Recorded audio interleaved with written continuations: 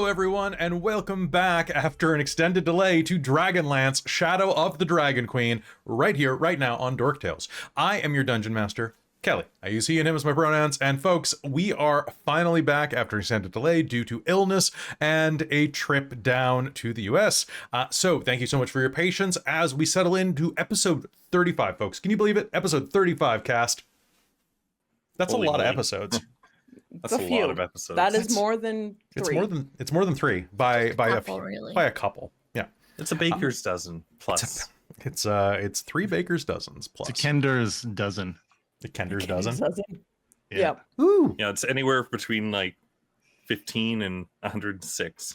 See a Yeah, Kender that's being like, wonderful. ooh, an episode of Dragonlance. Ooh, an episode of Dragonlance. Ooh, an episode of Dragonlance. That's how you catch them. That or a blahage. This is just Rizira taking them out of her pocket and showing them to everyone. How many more episodes does Rizira have in there?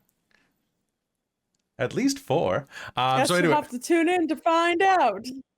all right, so folks, we're going to be getting into game in just a minute. First, though, I want to have the cast introduce themselves. Let's go ahead and start with Christine. Hello, I'm Christine. I use she, her pronouns, and tonight I get to play Kelara Vingard, our human cleric of Mystical, who Fantastic. is definitely the boss. She's the boss. She's the boss. Over in the corner, we've got Chris. Hi, I'm Chris. I use he, him, or they pronouns, and I am playing Godfrey Highvalor, the human fighter paladin, and Kalara's the boss. Kelara's the boss. You're the Of me. enforcer. All right, down beneath Break you. your knees. Break your knees, please. Down beneath you, it's Robin. Hi, I am Robin. I use she, her pronouns. And tonight I am playing Rizira Moonbrush, our Kender swashbuckling rogue dragon slayer queen. Yada, yada, yada. I am so sad to report that right as I was getting ready for game, I lost a contact down the sink, so I don't have my purple eyes anymore, and I'm very sad about it. You just stole somebody else's eyes. That's what happened. That's very creepy. Borrowed Tragedy them. of the ages. Borrowed Yeah. them. I Truly. borrowed the eyes. Borrowed the eyes. You're The not age going of to the give. Dragonlance, the great tragedy. Yeah. Speaking of The purple eyes were tragedies, epic. I know someone who can sing them. It's Cal. Hello. I can't sing. I just play a character that can. My name is Cal. I use he, him pronouns. And I'm playing Aurontiros Caladon, the Qualinesti elf bard from the College of Lore. But it's just a title. He doesn't actually know a lot. More of a fan But of data. He seems like he does. That's the important part. Plays That's- the part. As someone who was in academia briefly, that's really all you need. Once you get the piece of paper, it's all faking it. All right, and finally, last but definitely not least, Jen's back. Hi, I'm Jen. I am COVID free. I have most of my voice back. I have injured my foot because life likes to laugh at me, and I play Hazeal Nightgranite, our dwarven lunar sorcerer. Beautiful. I'm very excited to be back here. Folks, I'm also very excited because I get to thank, yet again, our sponsor for the night, Bookwyrm Games. If you're looking for a place that has more than 170 different types of dice, from wooden to gemstone to liquid core, resin, edible, and otherwise, you can't go wrong with Bookwyrm Games. They are a fantastic supporter of the channel. They have kept us with the lights on and have done some amazing stuff for our community. Another thing that you might want to do, though, is go check them out because they have some great additional things like familiars, jewelry, tea.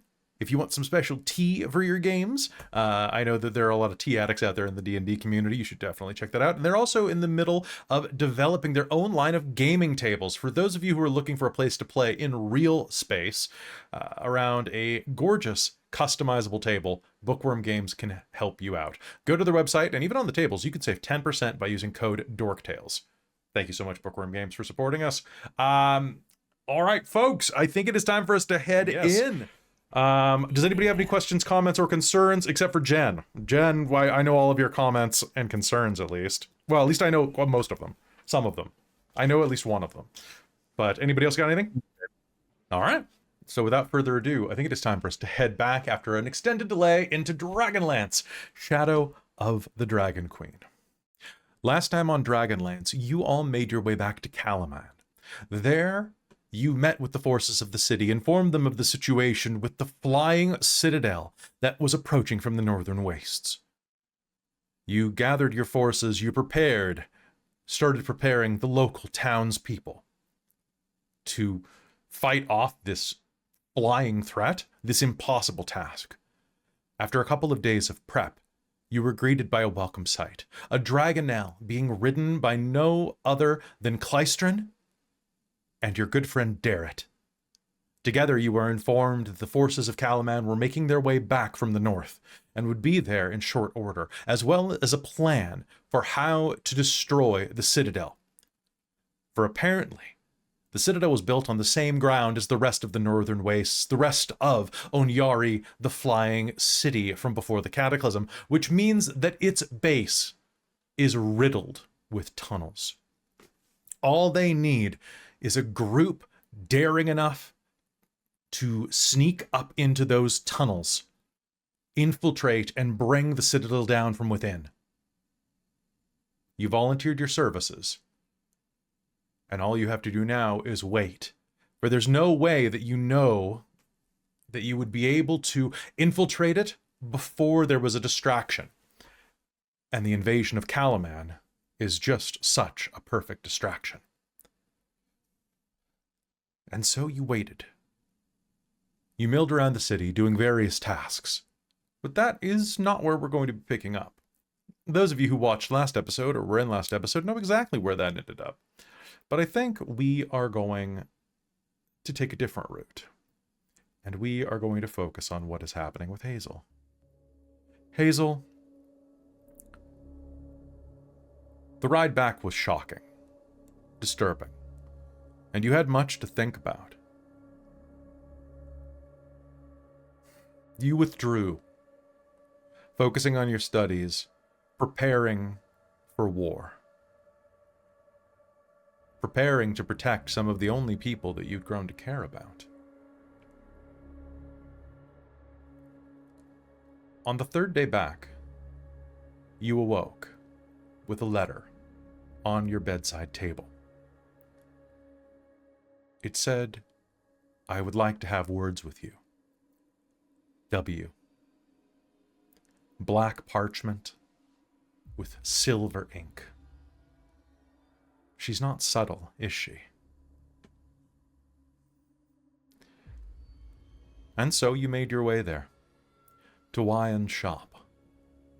There in the district of the city reserved for merchants and less industrial, mercantile pursuits, there near the Warrior's Gate. A quick knock on the door, and you were inside. Would you have done anything that morning?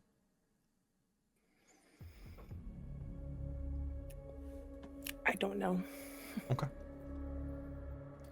So I'll assume that you have mage armor up, as per usual, because... I don't put mage armor on myself. I Oh, only that's put right. mage armor on Riz. Oh, that's fair. Yeah. Okay. All right. I probably still would have used it on Riz just because even though we're in the city, I do it every morning. So Okay. We That made sounds- that Just in assumption in case. game, so good. Okay, that's good. So, you made your way over to Wyan's. And as you opened the door, you were greeted by an interesting sight. The inside of her shop was laid bare. The cases, once full of everything from monkey skulls to talismans shaped from hawk's claws, bubbling potions, scrolls, and ancient tomes, were largely gone. Aside from a few simple baubles, the cases were empty. As you enter, you see her black-robed shape step out of the back room. "Ah, you've come." and you appear to be leaving. Yes, I have no reason to stay, should Kalaman fall.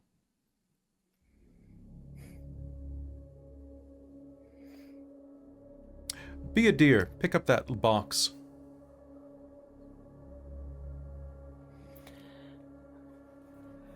I will pick up the box and As not you- make my comments on black robes and their actions. As you pick it up, can you make me an investigation check? Sure. I can do that. Okay, Can I pass one? We shall let's see. find out. Oh, hey, that's a 21. A 21, Thank you, she you guys. turns and exits the room grabbing a bin of scrolls. But as you look down, you'll see that the box that she has you picking up is lined with, well, it looks like it was hastily packed. All manner of doodahs and or doodads and things are inside of it. But you are going to immediately recognize the familiar form of several potions of healing. Just kind of tucked away next to some scrolls of things like scroll of fairy fire. There's a scroll of fireball that you will recognize near the top as well. She's turned her back on you and left the room. Yeah, after that comment, I'm taking some. Okay. So I want you to do me a favor and just make me a sleight of hand roll with advantage, just so that you're like, because you're carrying a box, I want to make sure that you don't accidentally drop anything. Yeah. Yep.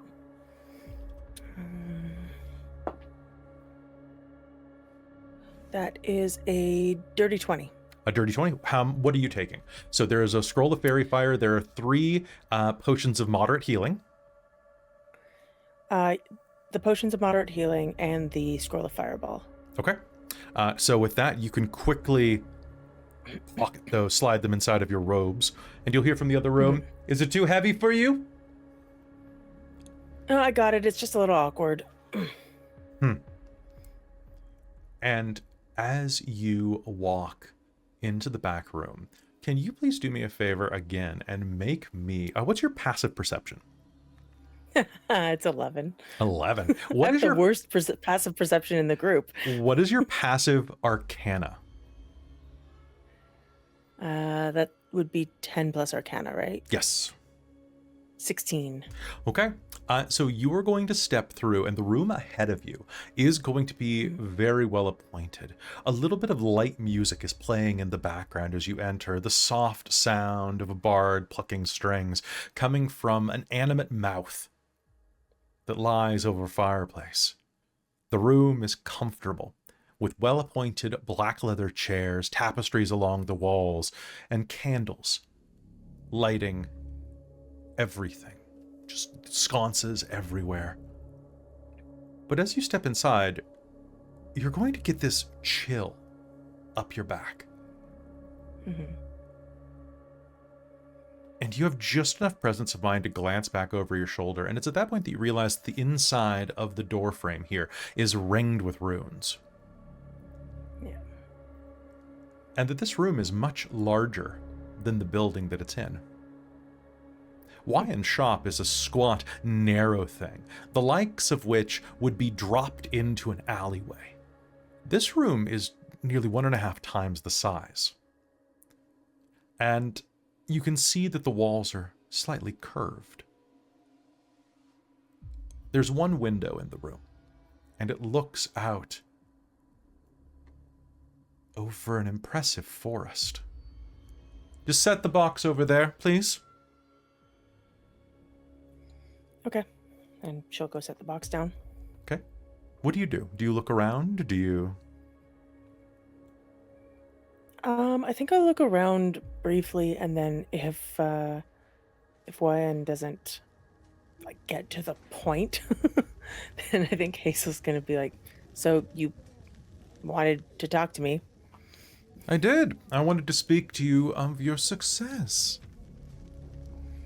Congratulations, Mage of High Sorcery. Thank you. Care for something to drink? Sure. Why not? She will reach over to a teapot and pour 2 glasses of steaming brown liquid. She'll She'll pass one to you on a rickety saucer.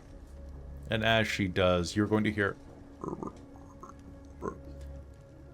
as a toad hops over onto the desk in the center of the room and stares at you with surprising intelligence.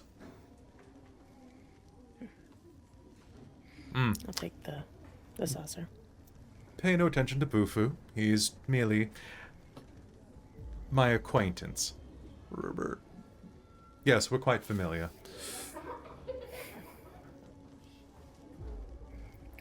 Yes. I'd like to do a quick insight check just to be like, Please. am I about to get poisoned? Or truth serums or something? Ooh, that's a great question. Ooh. That's a 21. A 21? You wouldn't put it past her. Yeah, Here's right. the question. Are you willing to drink it? There is something suspicious happening right now. You're not sure if it is poison, but you could choose to drink it and hope that your dwarven constitution can hold out. You can do something else. What do you want to do? You definitely are going to recognize something is off, though. Cool. Can I mime like I'm taking a drink but not let any liquid pass my lips? Absolutely. Make me a deception roll. Or sleight of hand. I'll let you do either. Deception is better because it's based on charisma. Yeah. I am going to use one of my magical balancing to make that 2 a 10, and that gives me a 15 total. 15 is enough to passively drink tea. She'll take a sip and watch you intently. I wanted to make you an offer. I noticed that in spite of everything, you still chose the red robes. I did. Or they chose me, really. Of course.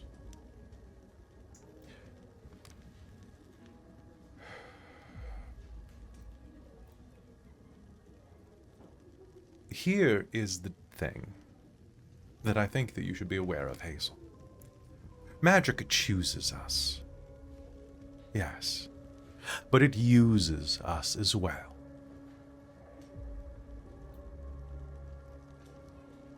And the robes that we wear dictate how we choose to be used. You're so close to actually accepting the truth of the situation. I would like you to reconsider. Stay here with me. Somewhere safe. Far away from the battle that is inevitably coming to Kalaman.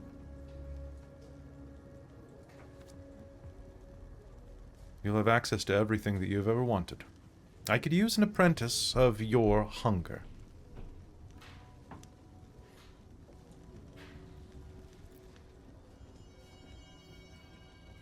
You mean you want me to be a coward? You can't serve magic if you're dead, Hazeal. Do you think that the mages of High Sorcery are all flocking to Kalaman to fight the Red Dragon army? No, of course not.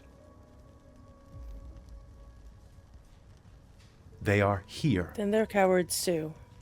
If they were here, we could win this handily. But you are not here, Hazeal. Look out the window and tell me where you are. Where you're always meant to have been.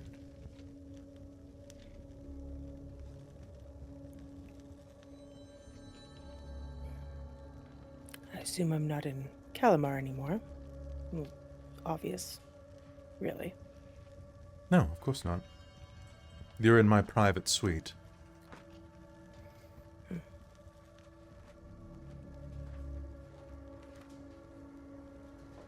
Go.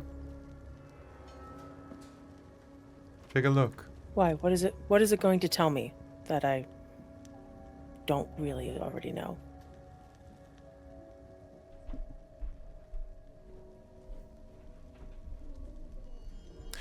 You talk of cowardice. You talk of it with the self-righteousness of someone who has never had to truly experience the price of magic. never had to experience the price of magic? Do you know who you're talking to?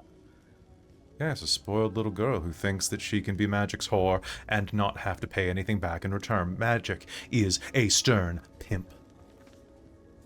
I have paid with everything I had.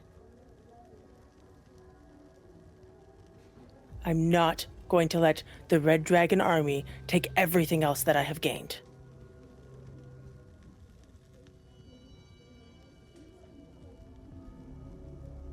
Think of what you could still gain after this, Hazeal.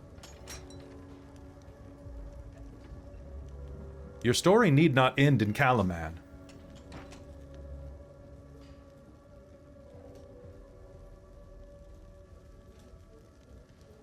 Maybe it will, maybe it won't. Either way, I'm not staying here with you.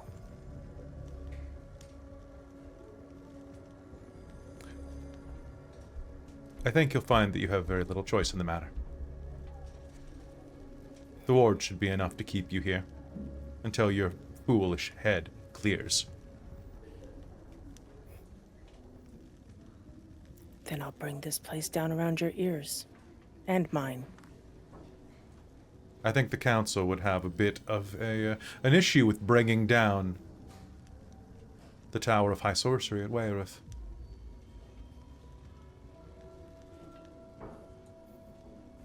It won't matter if I'm dead. And there is that hunger that and as she says that, you're going to hear a noise, just barely, out of the corner of your dwarven perception, just the as the door to Wyan's shop opens. And Aurontiros, what do you do, having busted through the magical wards that were hiding this building? If I recall, the door closed behind me. The door did. Okay, so, and was it just you, or was Riz with you? No, what happened, I think, Riz was not going in the shop because she does not like Wyhan, and Wyhan does not like Riz. That's so right. Riz was staying out. Godfrey was on the roof, and Not on it purpose. shot almost, and he almost landed on Riz. Oh, that's right. That's right. I think it was just, well, we ain't going in there, and... Oh, okay. And Aurontiros went in. All right, so Aurontiros, you are going to be in Wyan's shop. Everything is bare around you. It's been completely picked clean, aside from a couple of gewgaws that are not really worth mentioning. A couple of feathers behind the counter, some various spell components, a jar of backguano, the usual. There's a door that leads back further into the building. The door itself is partially ajar, and you can hear the sound of a crackling fireplace. And as you push through the door and it shuts, an angry argument will suddenly stop.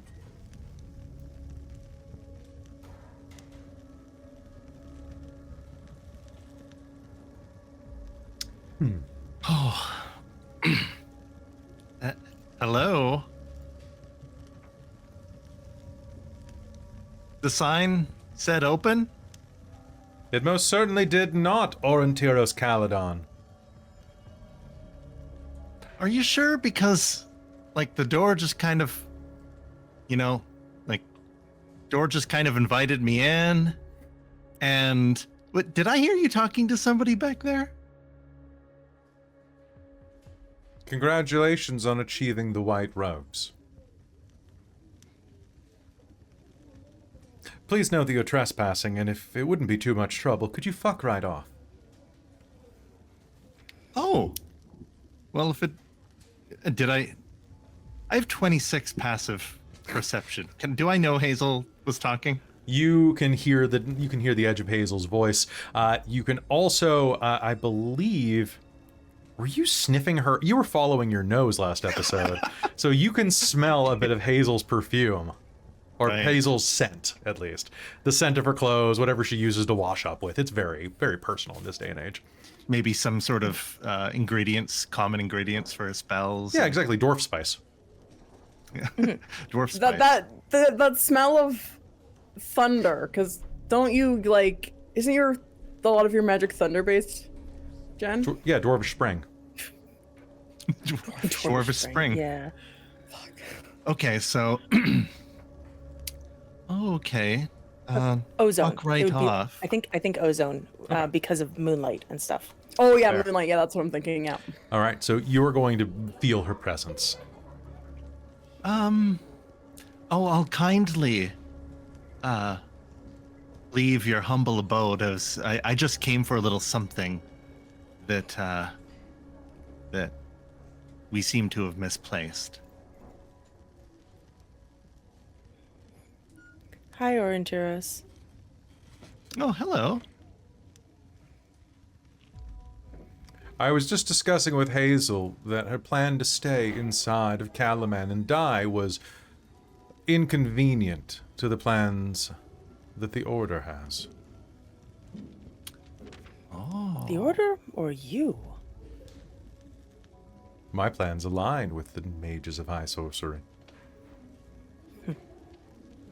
To yours? Well, thankfully, I'm no longer an apprentice and can make my own choices. And I'd like to go with Aurontiros now.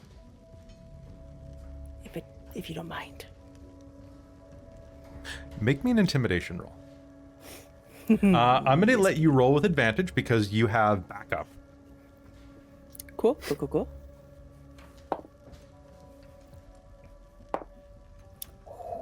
That is a 23. Okay, I'm going to roll a morale save. Nope. It's a good attempt. It was a good attempt. It really was. She's going to look at you. Look through the door at Aurontiros.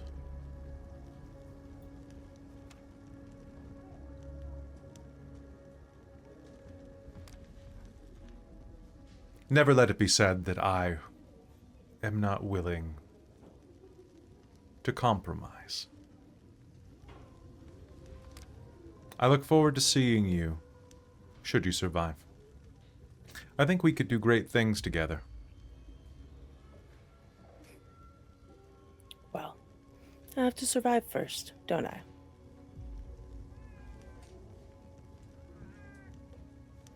Thankfully, you and your friends seem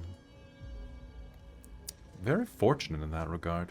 Let's hope your luck holds. Let's hope. And Hazel's gonna turn and like head towards Aurontiros, basically. So like, if the wards are still up, she might just walk into them. Tualis lupandos. She waves a hand, and the runes are going to start to flicker. Good luck out there, both of you. Thank you. Oh, thanks. And Let's go. Hazeal, you'll be able to walk through. As you do, the door to her private office will slam shut.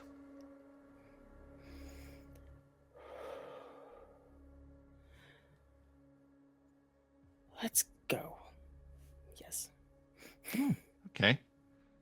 Did I come at a bad time? Nope, you came at a perfect time. I've always been told that my timing is perfect. Well, it certainly was now. All right. And as you step... And as as they kind of leave, once they're out of her shop, she is going to kind of lean in and be like, and we should move quickly before she realizes I stole from her. Okay, so those are good job. Good job. All right, as you head outside, you are immediately going to be greeted by the sound of bells banging and chiming and the sound of people panicking. The western-facing ramparts of the trade gate are abuzz, with soldiers rushing reports in and orders out. You can hear the sound of alarm bells, and Aurontiros, you saw that your friends were already headed in that direction as you went in. it takes you not much time to catch up together. Amid the activity, over on the western ramparts, stands Marshal Vendry, issuing sharp commands to an endless array of lieutenants. Every so often, the Marshal's gaze passes through the tangle of soldiers to the field beyond the walls. As you approach, you will see that Riz has already climbed some type of nearby building or part of the rampart to look over the side.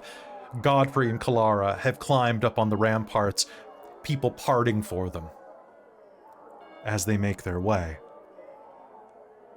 Outside on the field, thousands of soldiers in red and black raise the Dragon Army's banner.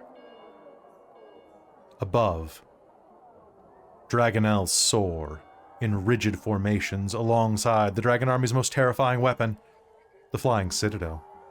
Otherworldly smokes roil from the ruined temple atop the floating island. As it drifts into place above the battlefield, reanimated corpses of ancient dragons circle the ruins, glowing with the same terrible light as the temple itself. Marshal Vendry is standing up on the ramparts themselves. Godfrey, Kelara, and Riz. What are the three of you doing? Now, because it's been a while since last game. Was this unexpected, or was this what we figured timeline-wise? You figured this was going to be happening. Okay, so like whatever preparations have happened are probably done. So we're not like caught off guard. That was what I was trying to remember from last game. I think Riz is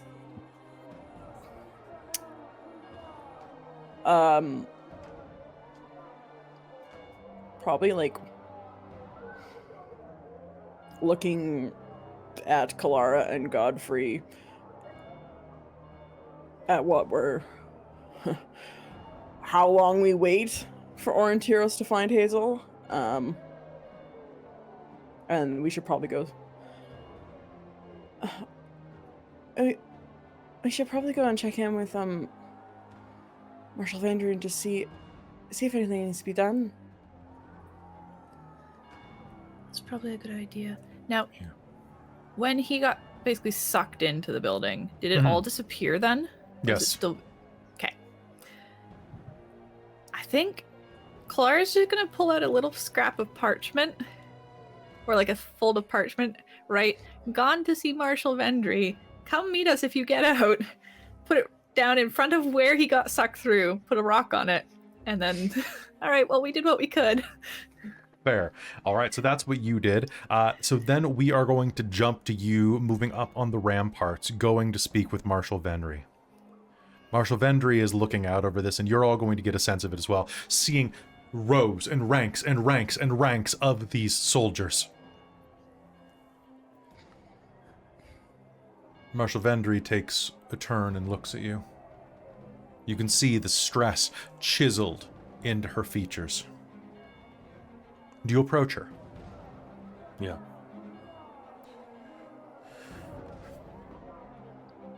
Oh, good. I was worried that you wouldn't be around. Unfortunately, we're in somewhat of a reactive situation at the moment. I have no immediate orders.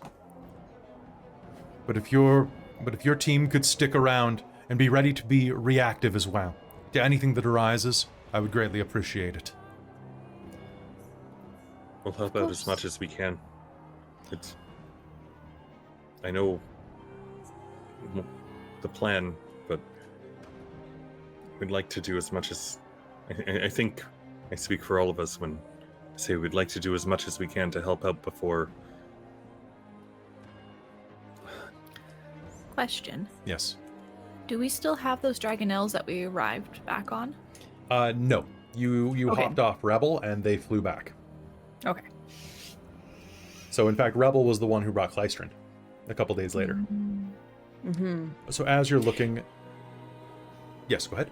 I was just wondering, did we because we had talked about potentially using Dragonlance to get to the base of the Citadel? You just had to wait for Ness and the others to arrive. Okay, we're waiting for them. Okay, Yep. that's right. But you also have to wait for a suitable distraction. Well, yes.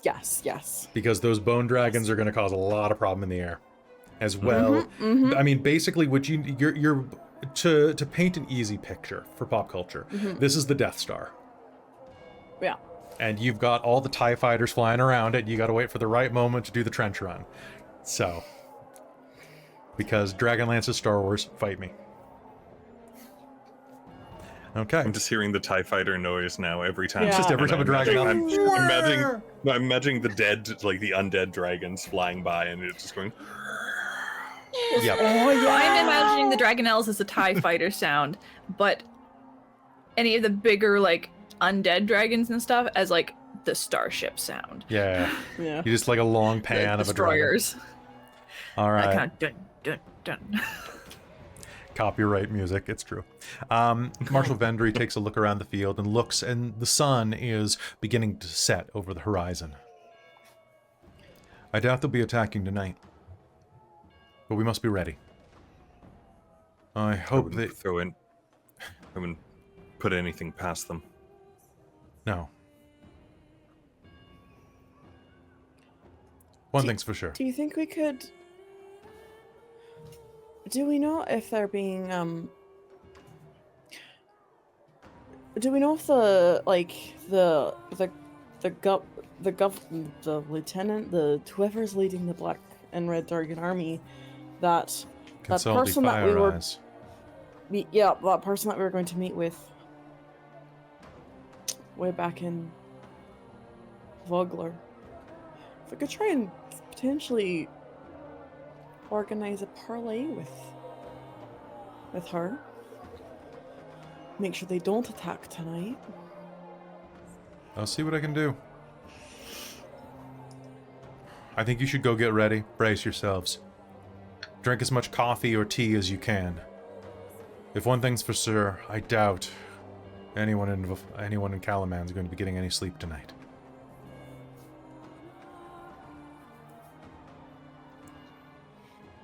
And we're here if you need to talk. We know that you are the figurehead of this army and you cannot show any cracks on your face, but if you need to let anything out. I appreciate it. If you'll excuse me, I have a lot of orders to...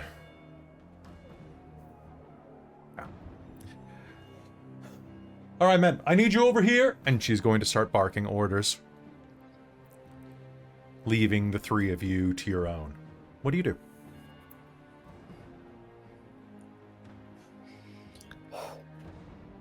I guess get prepared, armor on, etc. Ensure spell components in pouches and. Riz is Okay. gonna like sidle up to Kelara, kind of in like the mess of the things. Like if there's a bit of a moment, she's gonna be like, I know I make jokes about you and Godfrey a lot, but like, just because you're a lady doesn't mean you have to wait for him to make the first move. And if this is kind of like it, you're strong. Go get him. Oh, yeah. I don't know. I will see if there's a moment.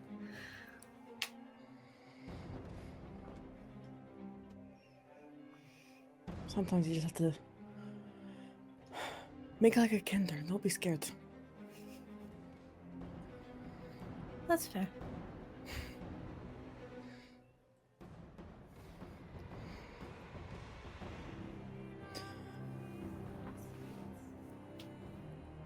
As you're making your way down the stairs, you're going to see a familiar face.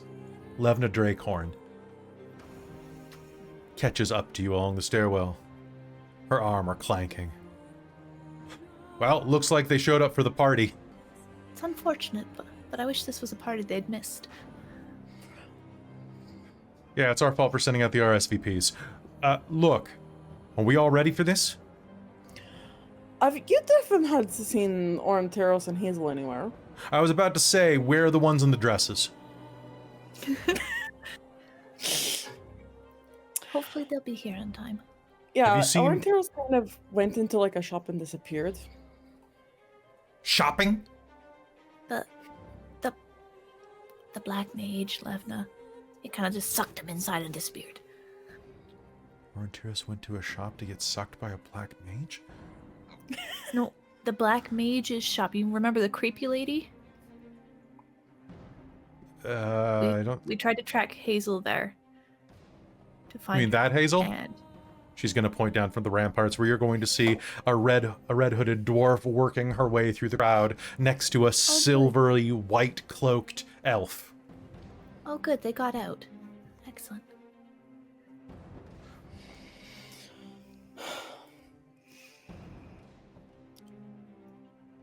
You're no sniffed her out, I see there, Aurontiros. Good job. Did you get my note?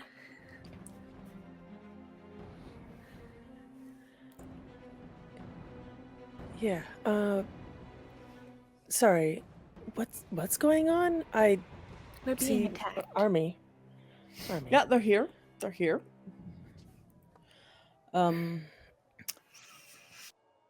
You know, I know the wibbly wobbly whatever's happened in the past few days. It's been a while, but the army's here. We're going to basically wait for a good moment to take the Dragonlance and fly up the tunnels. Okay. Yeah, she tried to kidnap me for my own safety and her ambition. So I told her to fuck off, and Aurontiros came at a good time. Good. Good. Oh. Yeah, I just kind of walked in and she told me to get the fuck out. And I was like, oh, bad timing? Oh, But Hazeal says it was good No, no. timing, so. Good timing. well that's good because it was fairly terrifying on our end when you got sucked in and the door closed and it disappeared. Yeah. Oh, Yeah, the shop disappeared. The Godfrey's on the roof. Godfrey fell. And then everything showed up. So Yeah. And then bells But started ringing. you made it was on fun. time. Good times all around. Excellent. Okay. I did, however, procure a gift. The look on her face says this is not a gift. A gift from Wyhan, and she's going to hand a moderate healing potion of healing to Kelara, and one to Riz because Riz tends to run off, Yes. and she's keeping one for herself. Oh, lovely. That's so kind. Isn't it just? Clara's gonna Riz kind is of like just look at smiling. you a little more carefully after that because that actually sounded sarcastic. Mm-hmm, mm-hmm. And start Riz is parsing what gifts? you actually mean. Riz is beaming and just kind of like has that like satisfied like arms crossing over herself, just like you got gifts, and I was just sweared at. You know, she's a lot Only less because she attractive was than trying she to came off convince me to before. run and be a coward and leave the city to burn. Oh, that's That's what not the very hairy. conversation was about. Yeah. oh, I guess that's why they're black mages are kind of the like selfish and cowardly ones, right? Yep. I'd say for sure selfish, which leads them to cowardly actions. Mm. I may have called her a coward, but that's because I was mad. Eh. That's good. She's like, she acted like I disrupted a lot of her plans, but Oh, you did. oh, okay, Yeah. that's good. She had just finished telling me that I couldn't return to the city because the wards would stop me. So I told her I would bring the tower down around her head and mine. Good thing I was there too. Yep, Muck up her plans. absolutely. It also meant I didn't have to try and bring a tower down. So, Instead, we can put your magic to making up the plans of the dragon armies. precisely. As the six of you walk down the street, there is going to be no end of commotion around you. Where are you headed? Are you staying near the trade gate? Are you going to be doing circuits between it? Reminder that Kalaman flanks the water and has 2 main gates. The trade gate, which is the one where all of the Vogler citizens had been staying and had been moved inside over the last 24 hours. And then the Warriors Gate is the one that faces south over on the eastern area that kind of goes down to all of like the rainy areas that you did work on. The trade gate is where they are coming from. That's the one that faces Vogler. Do we know if they were trying to help people get into the catacombs for protection? They were working on that, yes. Okay. If possible, Godfrey's going to look at everyone just like, I'm going to go see if I can help get the Vogler refugees in the catacombs. They've been through and I want to try and keep them safe. Do we have everything we need out of our supplies? All the scrolls, potions, weapons, everything like that? Levna says. We should probably have everything on us. If they're going to be attacking tonight, I'd rather not be caught with our pants down. That's a good idea. Definitely. That's why you wear a belt. I would, but someone stole my belt the last time that I was sleeping. I borrowed it to make a very nice purse for you, Livna. And Riz will pull out a bag that has just a belt that's kind of looped around it very hastily. That has Levna's salt and Levna's spices in there too.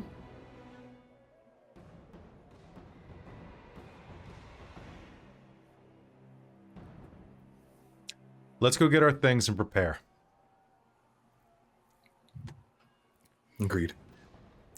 With that, the lot of you begin making your way back up toward the tower, toward Kalaman Castle. And as you are going to see a small contingent of 6 soldiers marching their way up into the building. Out in the courtyard, they're kind of just like trooping around, the commander giving orders. And as you're about 20 feet away, you are going to see the commander at the front of the lot saying, all right, I need you to go make sure the stables are ready. I want all of the loose hay packed. I want the horses ready to ride. I need you to make sure we have every supply. I need you to start handing out pikes. I need pikes to every citizen who can wield one. And then I need... And as he coughs, he looks down, and you're going to see a blade jutting out of the center of his chest as one of his own soldiers stabs him through the back. 2 others look at this and say, "What? Captain Lamley!" And they grab for their blades as well, only to have 3 more of their companions step out and slash their throats. The 2 knights and the commander drop to the ground. The other 4 leer at you and give you wide, toothy grins. What do you do? Oh, buddy. Riz is getting ready to fucking stab. Would I like to get an initiative roll? Yeah. I think we all would like to I do would. that. Also, Kelara is going to be looking at them carefully to try and make sure that they're not like showing signs of being like possessed or otherwise like forced to do this versus just being bought. Good thinking. 3, 10. Ooh, Yeah, when you God. said wide, toothy grins, like I was like it like pointed teeth, like draconians. They look completely or- normal. Okay, that's what I was wondering. Okay, so let's do some initiative counting right now. That is going to be... Wow. I have the worst initiative in the world, so... I beat someone? On Okay. initiative? Holy Well crap. done. All right. All right, I only rolled an 18, guys. Oh, wow. How did you only get 18?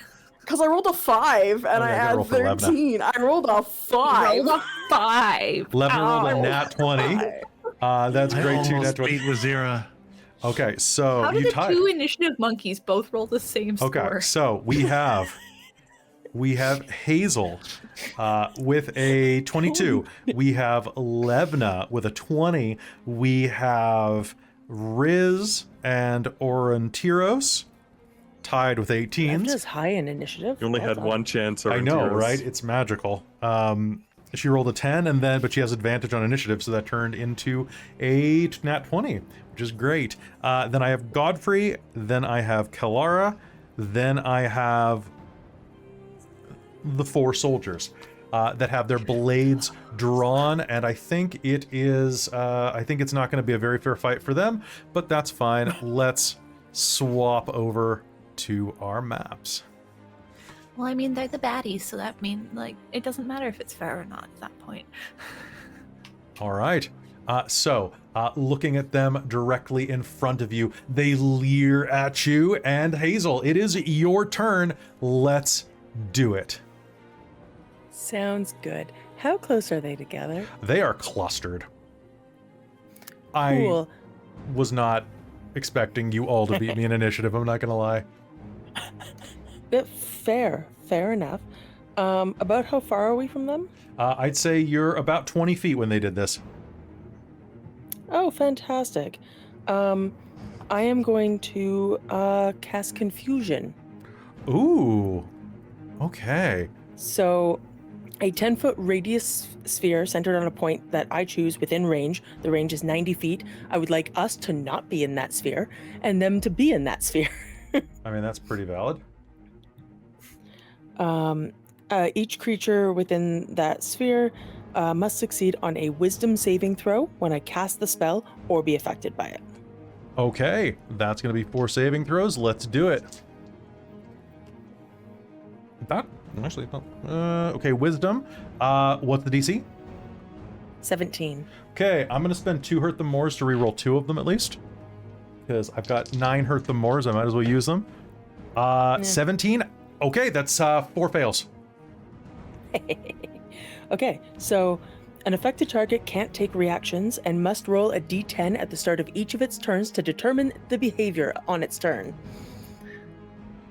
Okay, You might want to pull up Confusion to have the numbers for those guys. that is fair. I will do that right now. All right, so raising your hands, you are going to cast that spell, and they are all going to be affected with this mind-tainting spell that you have cast. I've got it pulled up. Okay. All right, do you have anything else you'd like to do? And I will back up a little bit, like five-ish feet, and say, I'm not sure if they're mind affected by something else, but they're mind affected by me now. All right.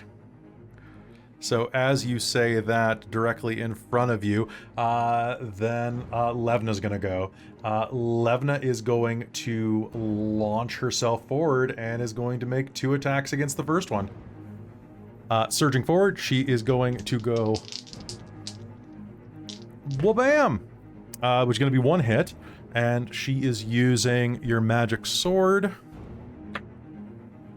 Okay, so that first one is going to get hit for 10 points of slashing damage.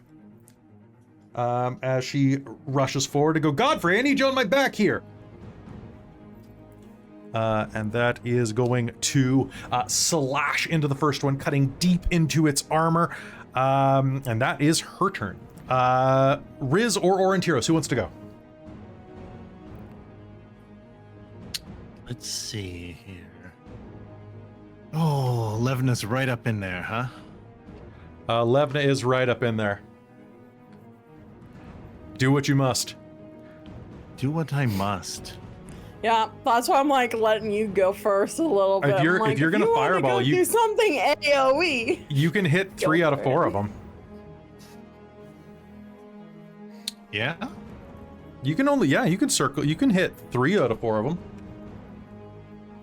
Not 4 out of 4 of them? Not in a circle. I believe that would hit Levna still.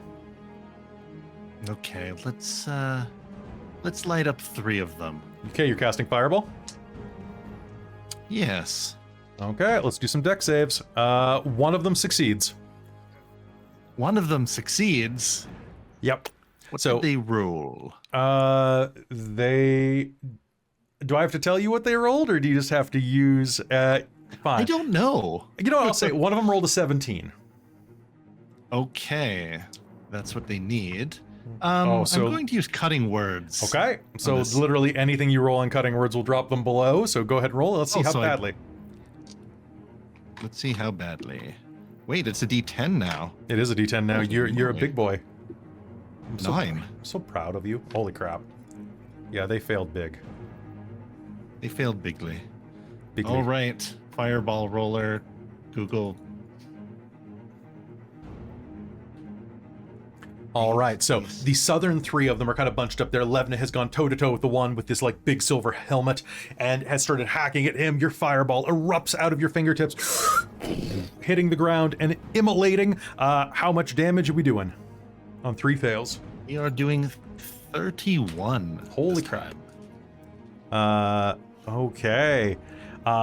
Your fireball is going to slam into them, incinerating part of their armor. And actually, strangely, can I get a perception roll off of anybody who's here?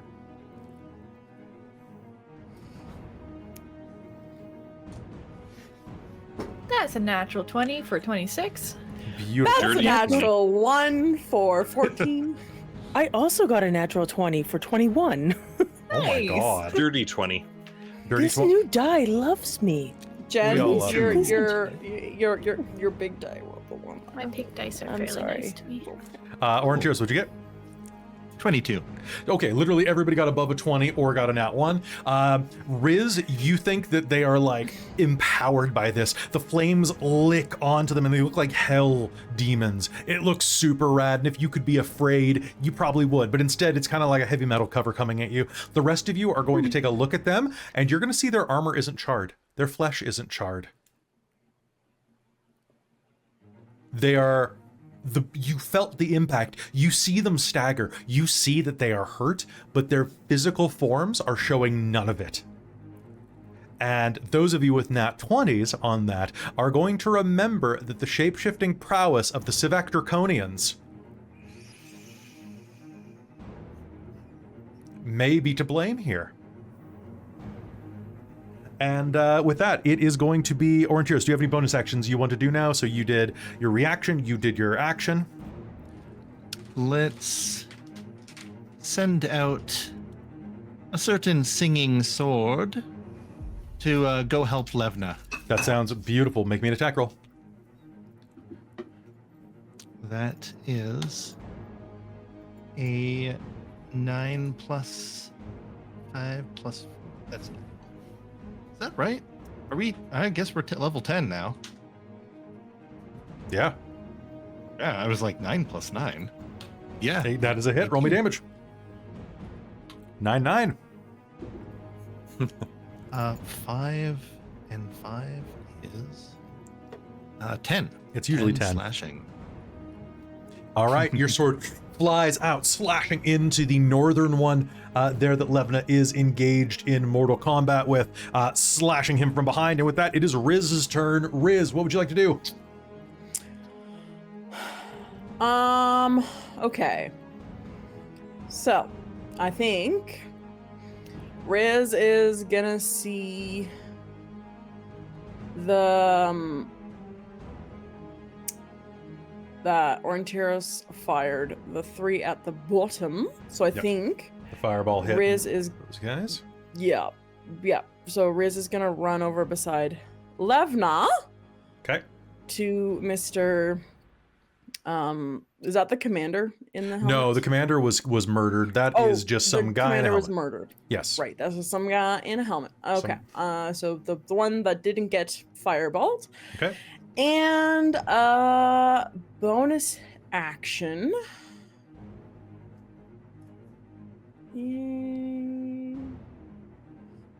Yeah, I think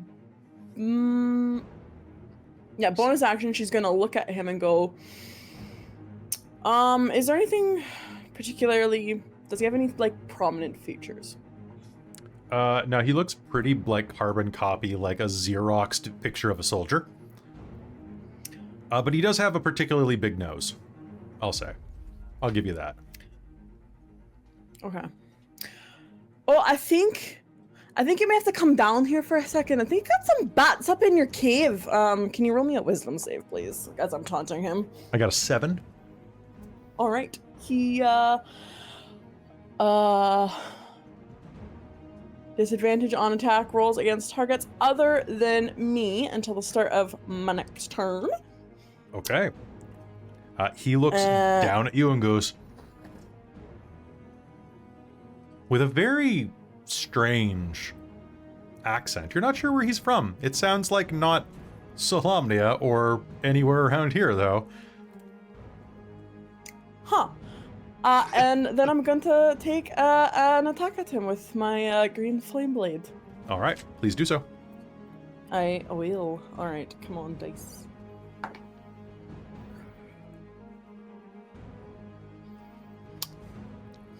Okay. Do I have determination? You do. Perfect. I'm going to spend the determination to turn that 15 into a, what are we at? 19. Okay. That will work. Go ahead. So for purposes of rolling my green flame blade, does fire damage apply or no? Yes. Okay, because then the flame will go to the one behind it too. Okay. And that is an auto hit, if I'm not mistaken, right? Yep, that is an auto hit. Okay, how much damage do you do? So for the first one, I'll roll the first one, for the guy beside it. So that's going to be 4 plus my spell casting mod. Which is... And you have determination again? 3. Sweet. So 7 to the one behind, and then I have a bunch of dice to roll, so... Okay. Because I am sneak attacking this guy, obviously. Okay, give it to me. Gathering up my 5d6s, not my 5s, my 5d6s is what I meant to say. Alright, and I need to roll 1 extra d6, because I don't have enough with me right now. Oh, okay, 20, 24,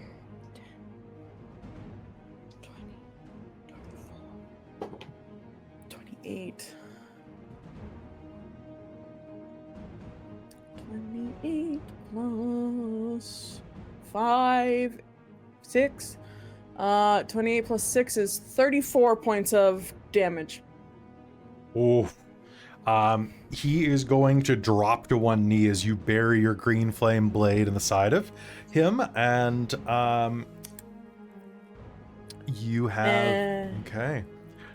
So, I was gonna attack you, but you have mobile, so I can't. If I'm not mistaken, right? You also can't use reactions. Oh, you're right, I can't use reactions. No, because I have confusion. Damn it, I was gonna use Hurt the Morse. Yeah. Damn it. Damn it, Jen, you ruined me.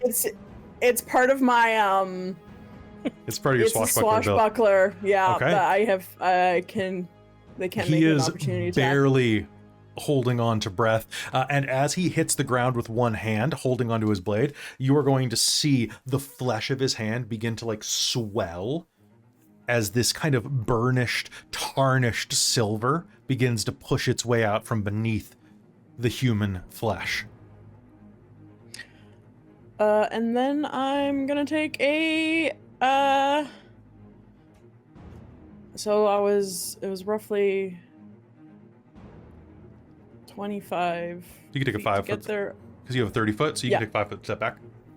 Yeah, Riz is gonna take a 5 foot step back. Okay, Godfrey, you are up. What would you like to do?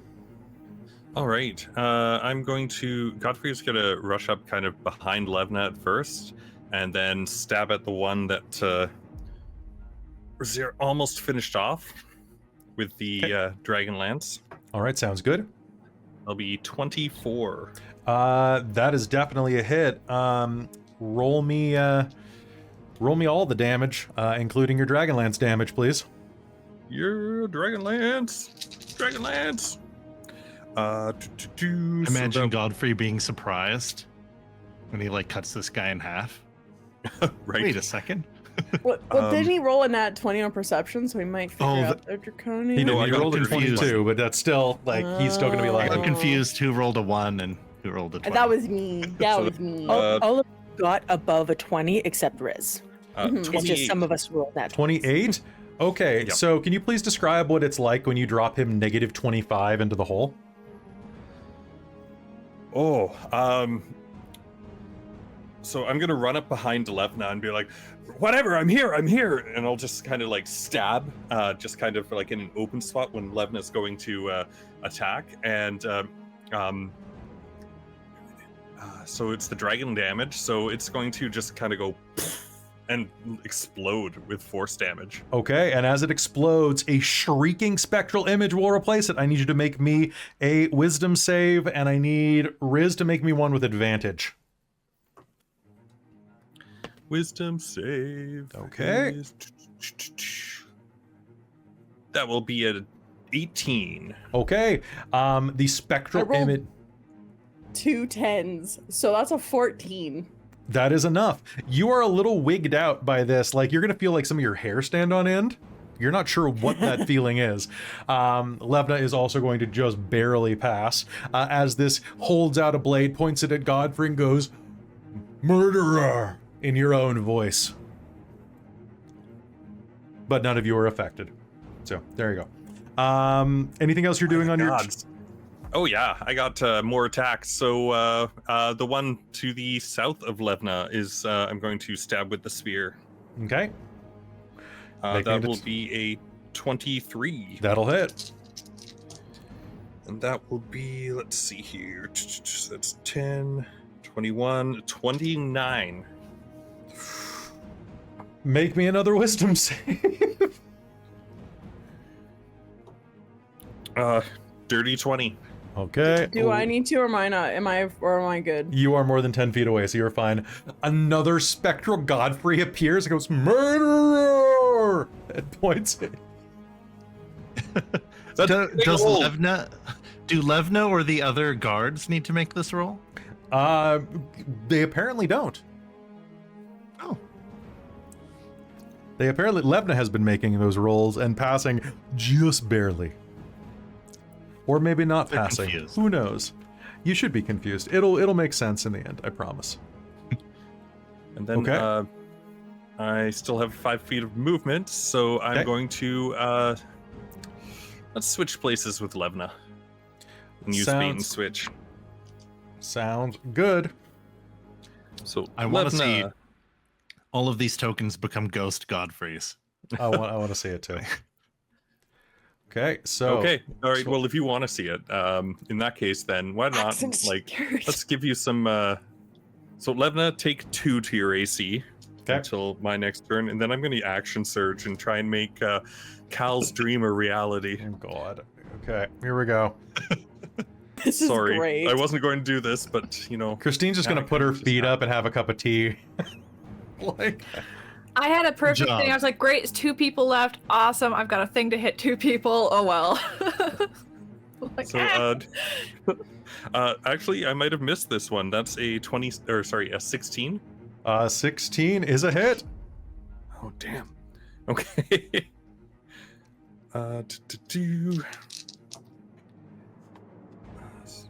5, 10, 11. Only 19 damage. Okay, only 19 damage. He is still up. Or she is Alright, still up, I well- should say.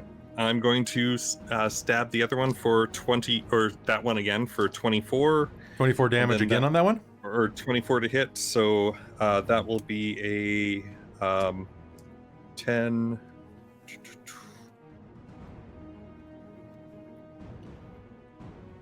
Sorry, math. 10 is, they had 7 hit 17, points left, so 20. you are going to cleave her head from her shoulders, leaving a spectral Godfrey going, "Murderer!" Make me another save. This time do it with disadvantage. I'm going to spend to hurt them more. All right. Ooh, 9. 9, okay. You are going to be frightened of it. The shrieking image points at you, and third time's a charm. The third shrieking Godfrey will point a blade at you, yell "murderer," and you will find yourself forced to avoid it. So Cal just put a funny thing in the chat, our private chat. Would it be great if ghosts were confused? And then my head was like, murderer? Murderer? Murderer? They start stabbing each other. And you know what? I'm going to use Commander's strike as a bonus action and be like, Levna, go! And let Levna use her reaction to make an attack. Oh, for God's sake. Okay. I'm sorry, Christine. You'll get to attack Samir. That is a hit, but not a crit.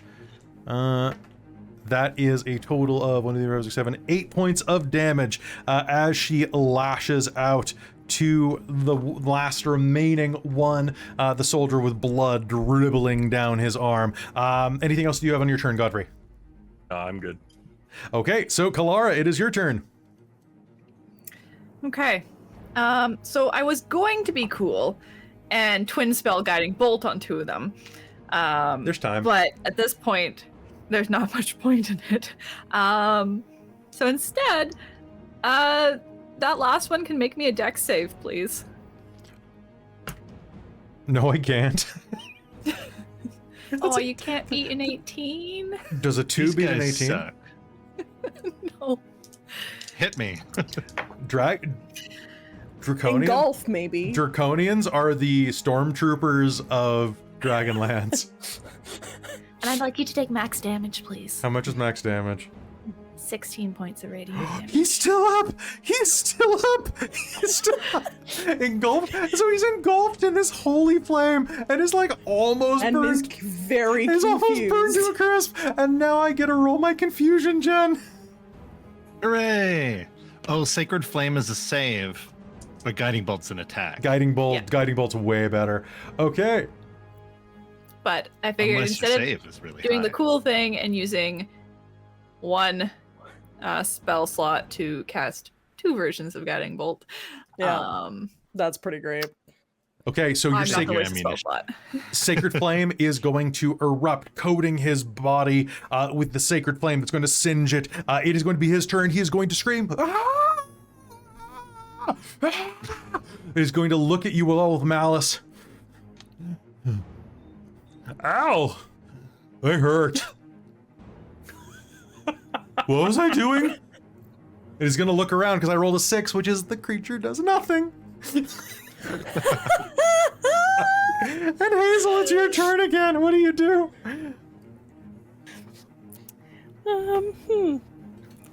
Cool. This is so dumb. I love it. I think I'm gonna go off what Kelara so lovingly set up there, and Sacred Flame. Oh my god. Okay, hold on. This guy's getting flamed. I rolled a 17, guys. I rolled a 17. Oh, you actually did it. I actually did it. You know what's gonna happen? You're gonna go, Sacred Flame! And he's gonna like look around and go, hey, a penny! And it's gonna lean over and pick up a penny. And your Sacred Flame's gonna erupt right where his head Why was. has this turned into like the Simpsons fight? Ooh, piece of candy. Yep, that's what's gonna happen. That's fine. It's just a cantrip. So, Yep, exactly. I didn't waste anything. it's true. So he's gonna like lean over, grab a penny off the ground, fall over, and stand up and go, oh, I'm okay. I'm okay. Did you do anything else in your round, Hazeal? Someone hit him. I think it's Levna's turn next, isn't it? It's Levna's turn. Sure thing. Nat 20. Oh my god. It's just gonna be Okay, how many hit points did the guy have? 2. Okay. Levna's just gonna push him over with her finger. No, she's just gonna pop his head off. Godfrey, can I get another save to see if you're afraid?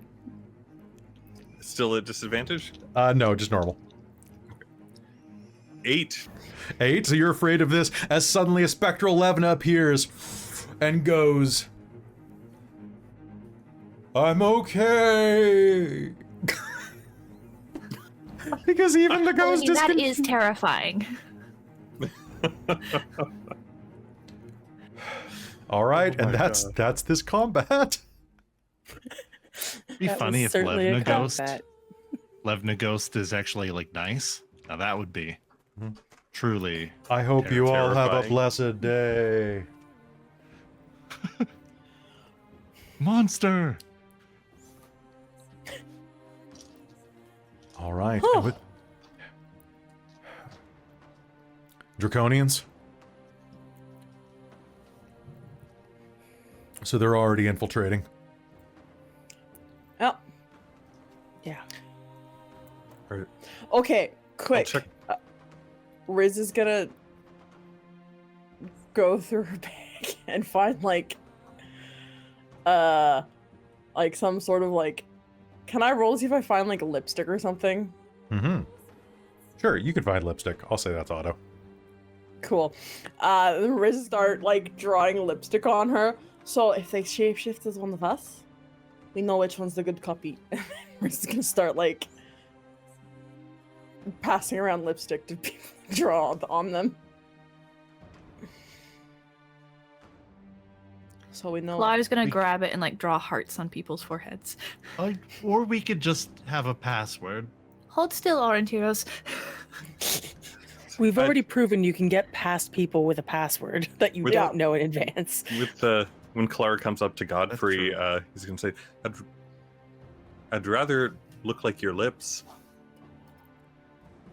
Oh yes. Just kind of look at him. Godfrey's and gonna give kisses to everyone. Okay. She'll put it on and like just really give him a big kiss on the side of his cheek to really like put it on.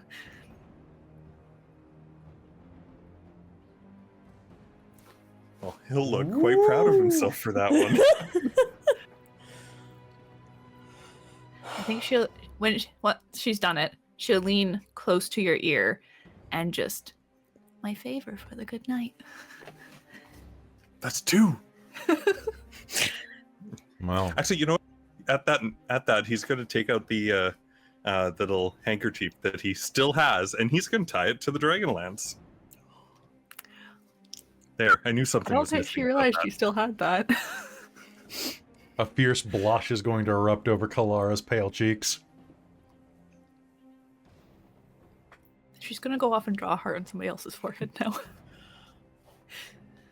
It's going to be a long night, Levna says, as the sun dips beyond the horizon. We should make sure that Marshall knows. Let's go get our stuff and then head back. Yeah. And with that, Yeah. you go and gather your things, which we're going to pick up right when we get back from this quick break. Don't go anywhere, folks.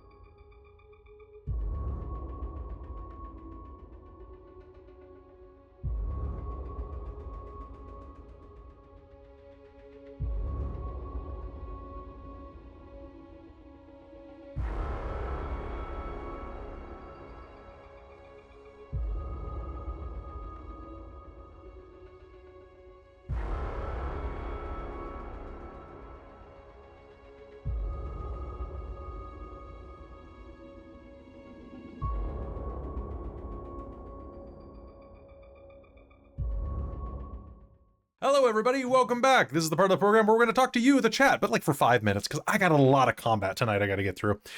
Folks, I'm really excited because if you were paying attention during the break, you saw the Planescape teaser. Planescape is coming out in a week and a half. Our game proper is going to be starting in November because it's going to be running opposite Arcos, and it's going to be like bunched up with Extra Life, but all the art is there. We have a fabulous new artist that's working with that, and Planescape is going to be super weird. We've got like 4 or 5 more episodes of Dragonlance, and that feels weird too. Sad. Sad, Yeah.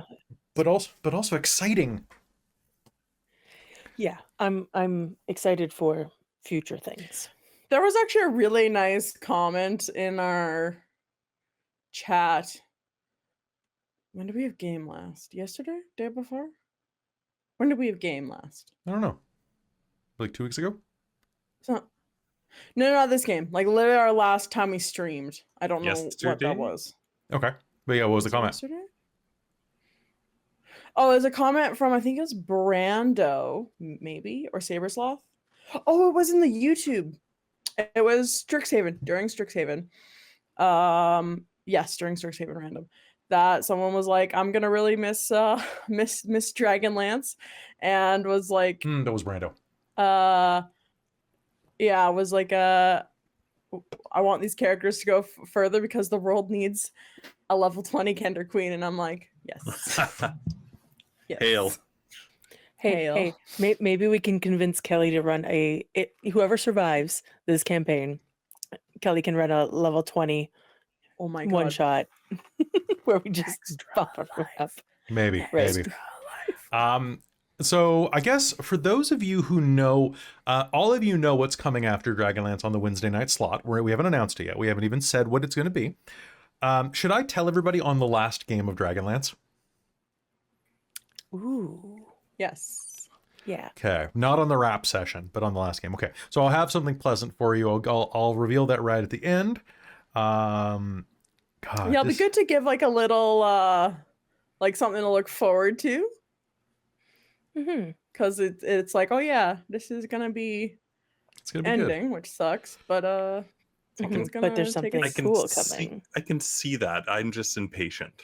So I say do Me it right now. Me too. Oh, me too. But But Everybody needs to that know. makes sense. Everyone needs to know now. They need to know. I don't like it now. Well, I always like. It sucks when every like just talking. I'll be like, hey, there's a new thing. Hey, there's a new thing. I don't want to burn people out. We already do way more content. It's funny because if you look at our Twitch rankings for D&D games and stuff like that, because we run so many games, we're further down on the list than we should be. Because we run games on like weird days to fit them in, which lowers our viewership numbers. It's really funny. Interesting. Which is why YouTube is so impactful, because it doesn't matter what day something comes out on YouTube, really. People are going to find it if they're going to find it. Also, thank you. Yeah, I do too much content. No, I know. Sorry, random. Sorry, I try, bro. I am really excited. I hope that people go and watch the last episode of Shards of Nirn, by the way, because I literally made Kat like almost pee herself with fear. It was a horror game, and they didn't know it going in, and then it became a horror game. Right. And I'm gonna delete the joke I put on that Google Drive. I'm gonna delete Fladia from the list. Delete Fladia from the list. It was really great because like it's a wonderful example of how to do consensual horror role playing, and why consent in horror gaming is of so much importance. And it's a really cool game. It was really cool. But speaking of really cool games, we have released over on our Patreon the first episode of Old Gods of Appalachia, which is real good. Is really solid. And I managed to keep that. So good. I just finished it while getting ready for game tonight, and it was just like I was making comments as I was getting ready. I was like, yes, get him, yeah, awesome. Like I was saying stuff out loud because it's just like reacting to it. I was just like, it was great to listen to. Like it was so funny. Like And I'm gonna be not funny, but so fun. It was very Go funny join too. the Patreon to learn about and meet Petunia and Rosie. Yeah, they're great. Yeah, thank you very much, Chandra, for saying that I managed to hold the accent the entire time. It's almost like I grew up around that. It's real funny. When I went back to Kansas, I actually was starting to. I never had an accent because I'm an army brat. I grew up all over, right? But everybody down there does, and you know, being neurospicy, you tend to like absorb them by osmosis. And so like just slowly by the end of my trip, I had a little bit, because like Christine, when I'd call you, I would probably be a little tangy, or Robin, when you and I would talk, I would be a little twangy, or when we played game, I'd be a little twangy. It was weird. I mean, it's It not was just a also- neurospicy thing. Like, Yeah. I spent 5 weeks in England and I came back with an accent. You're for a little bit. neurospicy.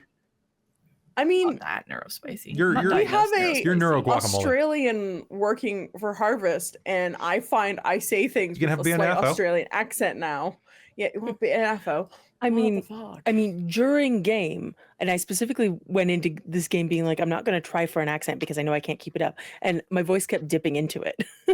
Just Yeah, being around the you did people really who well, were though. I thought it was speaking. great.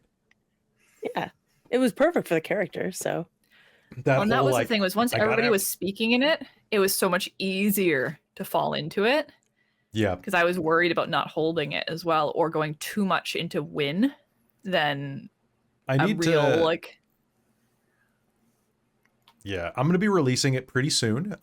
So actually, what I'm thinking I might do is, so I'm a little behind on editing things. So this Sunday was supposed to be the Zero summary broadcast. I'm going to swap that out, and I'm either going to broadcast Hunter episode 2 or Old Gods episode 1, probably, or maybe 0 and 1 back to back. How do you guys think? Should I do Old Gods just to get it out there? Because then, Jen, you were going to reach out to Steve Shell anyway. Send him our episode. See what he thinks. yeah, I should do that. I don't know Give me because like something to watch. you're using it as like the thing that is kind of like the bonus to Patreon. I wanted to. So if you give it right away, it's not a bonus for Patreon anymore. Not really. But it Well- does incite people to want to catch the next. So I maybe don't the know. first one you could put out, but then the rest will be on the normal schedule of like 3 months. Yeah, I But- think that maybe. I did tell people I was going to upload the 0 and the first, so that they'd be out during like spooky season for people. That's true. But yeah, the other ones, yeah. And plus, I still have to get Demon 5 Especially and with 6 the way out the on first Patreon. one ends, it fits spooky season very well. Everything I do is spooky season, though. Anyway, we can talk about more about this later. If you have any preferences, let me know in the comments or in the chat. But what should I broadcast Sunday? Thank you, whoever put that poll up. You're welcome. All right. You guys vote for that. I vote for that. And thank you, Robin. All right, folks, it is time for us to head back into Dragonlance, Shadow of La Dragon Queen, here on Dork Tales. Welcome back to Dragonlance, Shadow of the Dragon Queen, here on Dork Tales. Your party gathers your things up from that melee. You head back in to the hall, gather your belongings, prepare for the time to come. Taking a short rest to catch your breath, to bandage yourself up, and to prepare for the night ahead. Night truly settles in over Kalaman. All around the city, there is tension in the air. And a couple of hours pass. It's nearing 11th bell, I guess, 23rd bell, however the bells work in that day and age. It's nearing midnight as you make it back to the trade gate. Marshal Vendry is there, as well as someone else that you've not seen in quite some time, leaning on a crutch, dressed in armor, is Becklin. Becklin looks tired. Her face is worn with a couple of new scars. And as she turns to look at you, there is just a wariness, a weariness to her features. Well, look who it is. How's the retirement going? She looks out over the battlefield. About as eventful as I'd hoped. You're looking a lot better than when we left you, though. Can't complain. Slight limp. Still strong. We're fortified up here, and we've sent a message out, hoping for a parley, but nothing back. Kalara's gonna kind of look at Becklin and try and. Does this seem like actually Becklin? Make me an insight roll.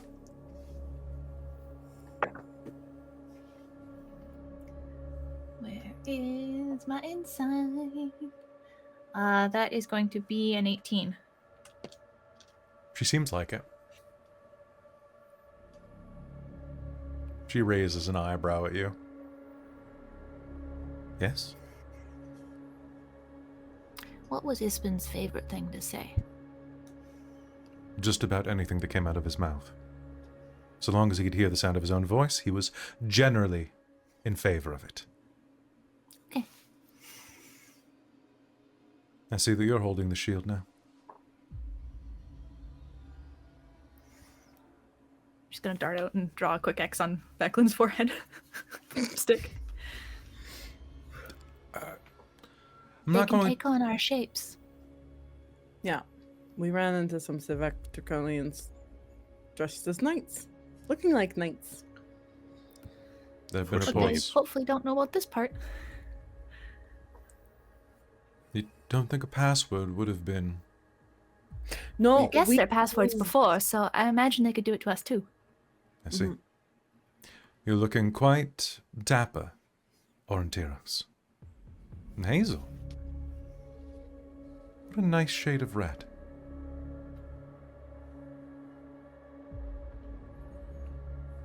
Sir Godfrey. Dame Becklin. I'm glad to see you're all right.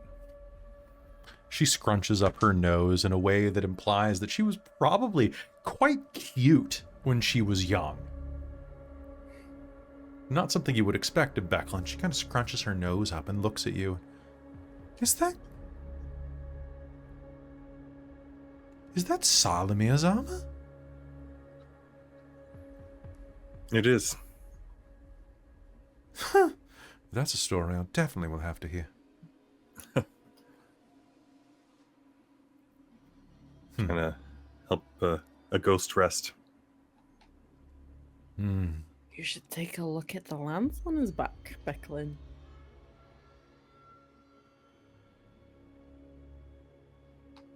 We've come a long way. I had a lot of help. And I've heard didn't do it alone. stories about a very famous Kender traveling around recently. My lady. She adjusts the crown from the dragon. Of Excuse course, my she does that. excuse my pardon, your majesty. Thank you.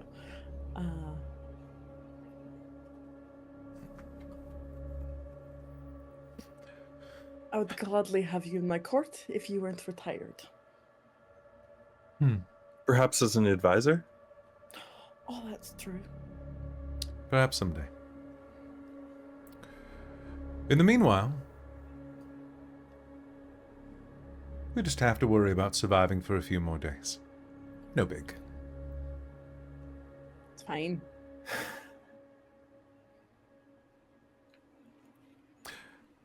I'll pass on your report to Marshal Vendry. She's doing well, all things considered.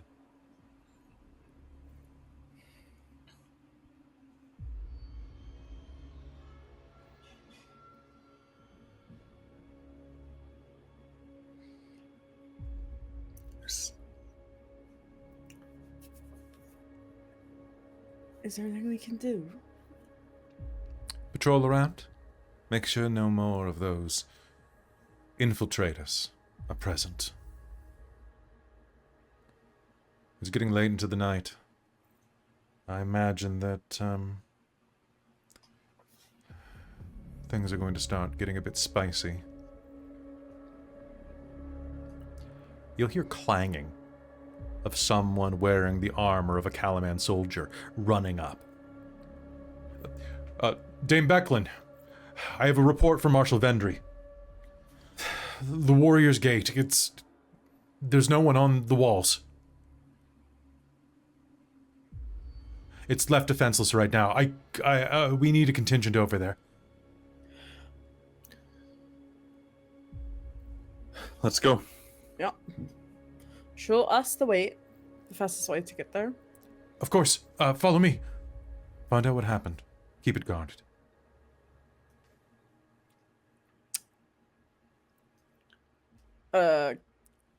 Can we inside this soldier as well? To Yes, you may.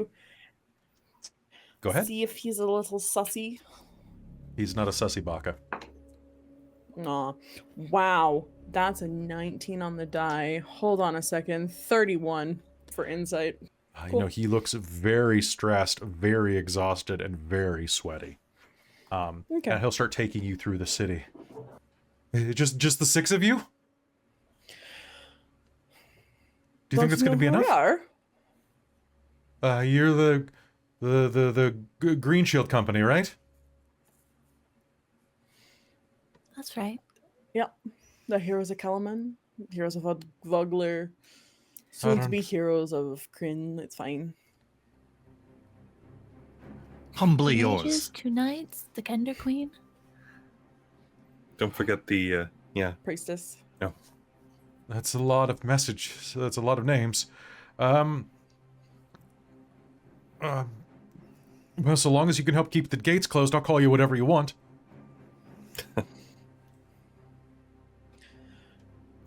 Perfect.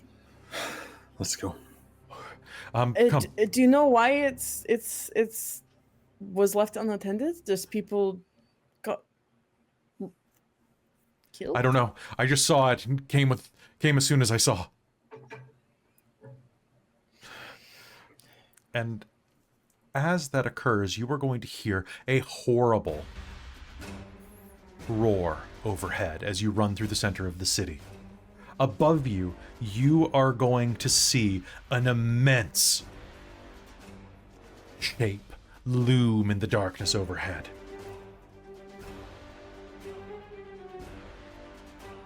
The shape is a red dragon. It flies through the air, and atop it, you are going to catch the shape of a silver-haired woman with one blazing eye. She sails overhead as you rush through the center of town, looking down at you. She smiles and points a finger. And as she does, a violet star plummets from the sky and crashes nearby, throwing up a cloud of debris. It smashes through a portion of the town.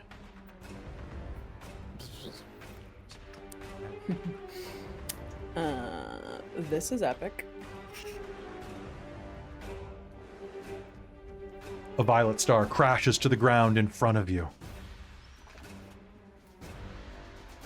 And as it does, you see this horrible, shrieking noise begin to rise up from it. Blackened fangs and violet flame burst forth in the form of a massive skeletal dragon. And then, as you look on, you are going to see the bones shift in front of you and begin to split apart, as it is not simply one, but 2 skeletal dragons emerge from the wreckage. And I would like an initiative roll from you. Shit. Okay, spending Yep. That's okay, spent a hurt them more, got a nat 20 on one of them. nice. Oh, that's a better initiative. I rolled a 1. Went from a 1 Oh, no. 5 to a 15. I think Wait, can I use lucky on initiative roll? Yes. Yes. Oh! I moved. That's what I'm talking about. All Yes, I right. see I've taken my rightful place in the rear. And Levna got a total of a 9 this time. Okay, so looking at initiative, what we have is we have a dirty 20, and we have 28 with Riz. Okay, so Riz is going to be first, followed by, just checking one thing, boom. That is going to be, okay, plus 0 dex, so that is going to be... Okay, the Death Dragon is going to go in front of Kelara. Then it is Kalara's turn. Oh, no, I made a mistake. I I did not... used a point of lucky. You did. to All right. So, roll 23. So I have Riz, then I have Aurontiros, then I have Death Dragon 1, then I have Kelara, then I have, going down the initiative, I have Hazeal, then I have Godfrey, Death Dragon 2, then I have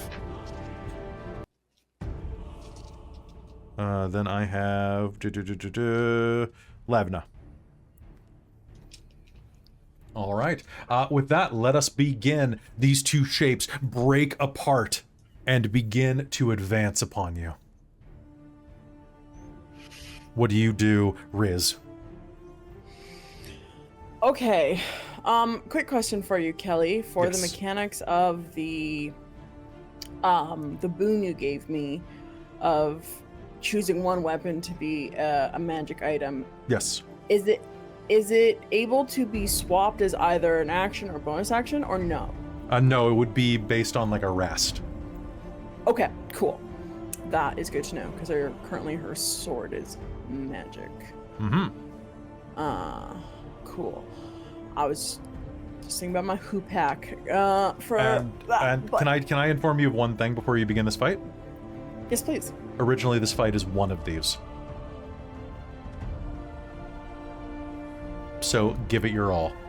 Go. Yep. Oh boy.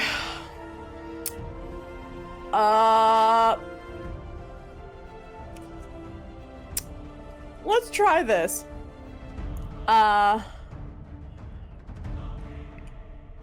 Okay.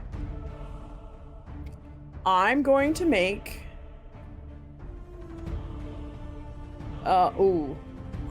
I wouldn't know if these dragons share a language with me, do I? You wouldn't know. Okay.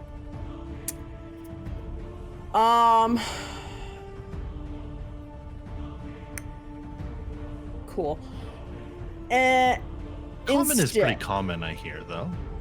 Right?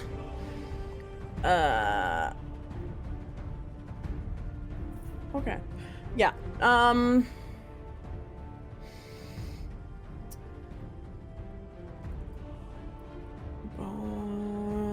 Yeah, I'm gonna...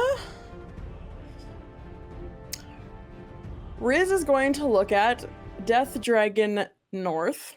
Okay. I have color-coded them and- blue and red for your convenience. North is the blue one. Okay.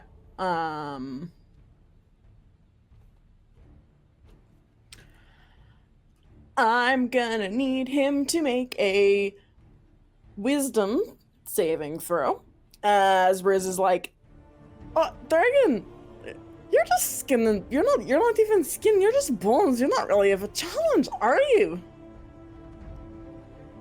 It snorts purple flame out of its nostrils, and has an 18 to pass. All right. Yeah, that's a pass. It snarls Okay, at you, well, and do you have anything else you'd like to do? Oh yeah, that was just my bonus action.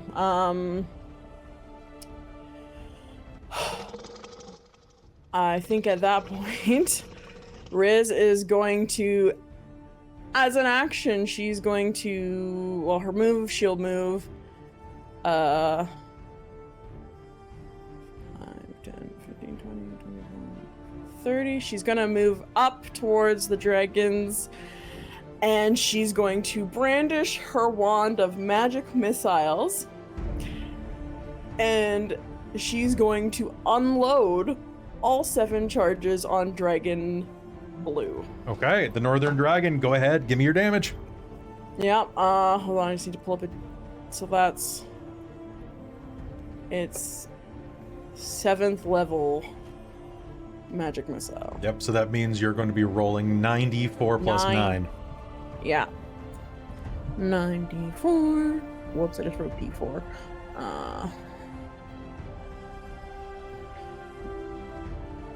Cube. Okay, so 28 plus 9 is 37 force damage to 37 force damage, that is great. Floor boy blue. All right.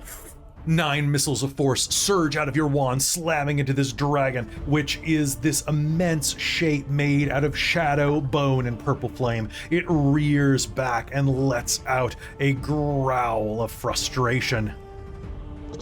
And I rolled for the magic missile wand. I rolled a 2, which is not a 1, so it's still good. It's still good. All right. Is that the rest And of your that's turn? my turn. Okay, That is Aurontiros. Riz's turn. As that, she's gonna put the wand away and draw out her 2 rapiers, ready to go. Okay, Aurontiros, it is your turn. What do you do? How? They're like all bone, correct? They are bone, shadow, and blue, or the purple flame. Going to try something. Creatures that are like inorganic have disadvantage on the saving throw against shatter.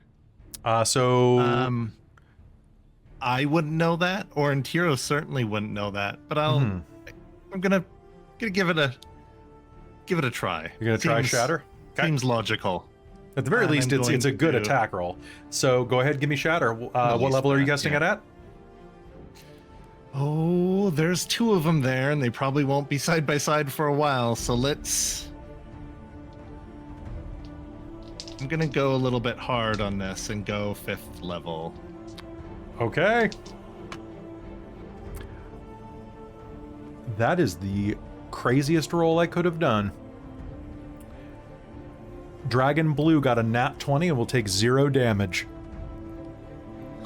Dragon Red got a nat 1 and will take double damage. Silvery barbs! Silvery barbs! You could silvery barbs, I could silvery barbs. or you could spend a Yeah, lucky nat on 20. me. Oh, wait, no, lucky's only incoming attacks. That's right. Is that how lucky? Yeah. Yeah, lucky's against things that would immediately hit you, but you could use a silvery barbs on that nat 20. Boy, howdy, am I gonna save my reaction?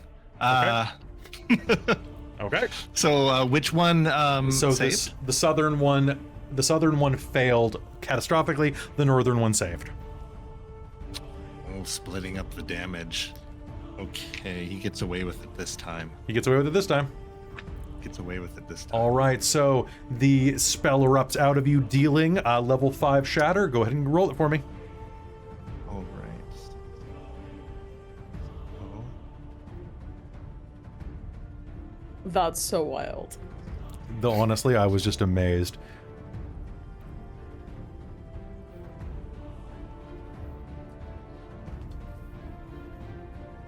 All right.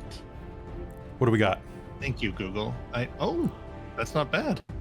I just rolled the exact same as the fireball from last battle, 31.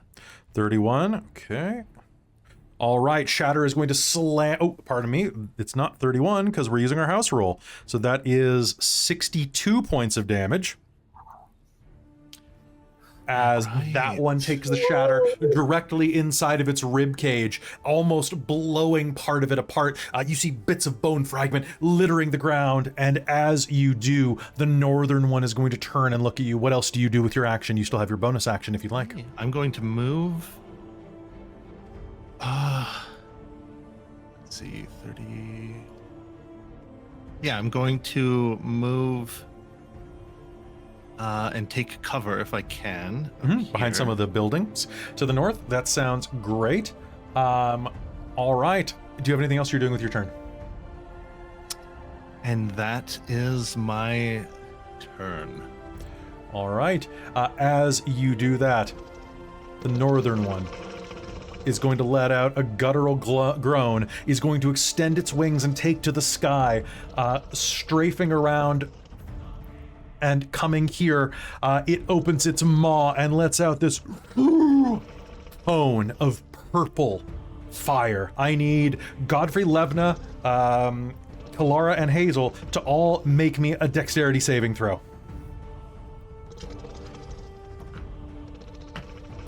That'll be a 2. That'll be a 4 for Levna. 16. for Hazeal. 16 for Hazeal. Hazeal, you succeed. 18 for Kelara. 18 for Kelara. Kelara, you will succeed. Just one moment, please. Just checking one thing. Levna has 83 hit points. Good to know. Okay, so time to get a dice roller out.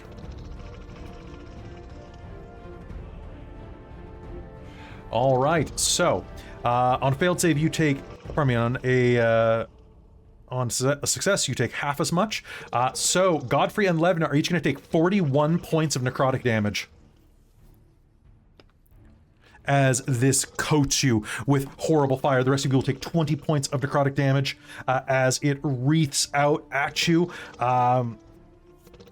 And that is going to be, you know what? I'm going to spend a hurt them more because I can.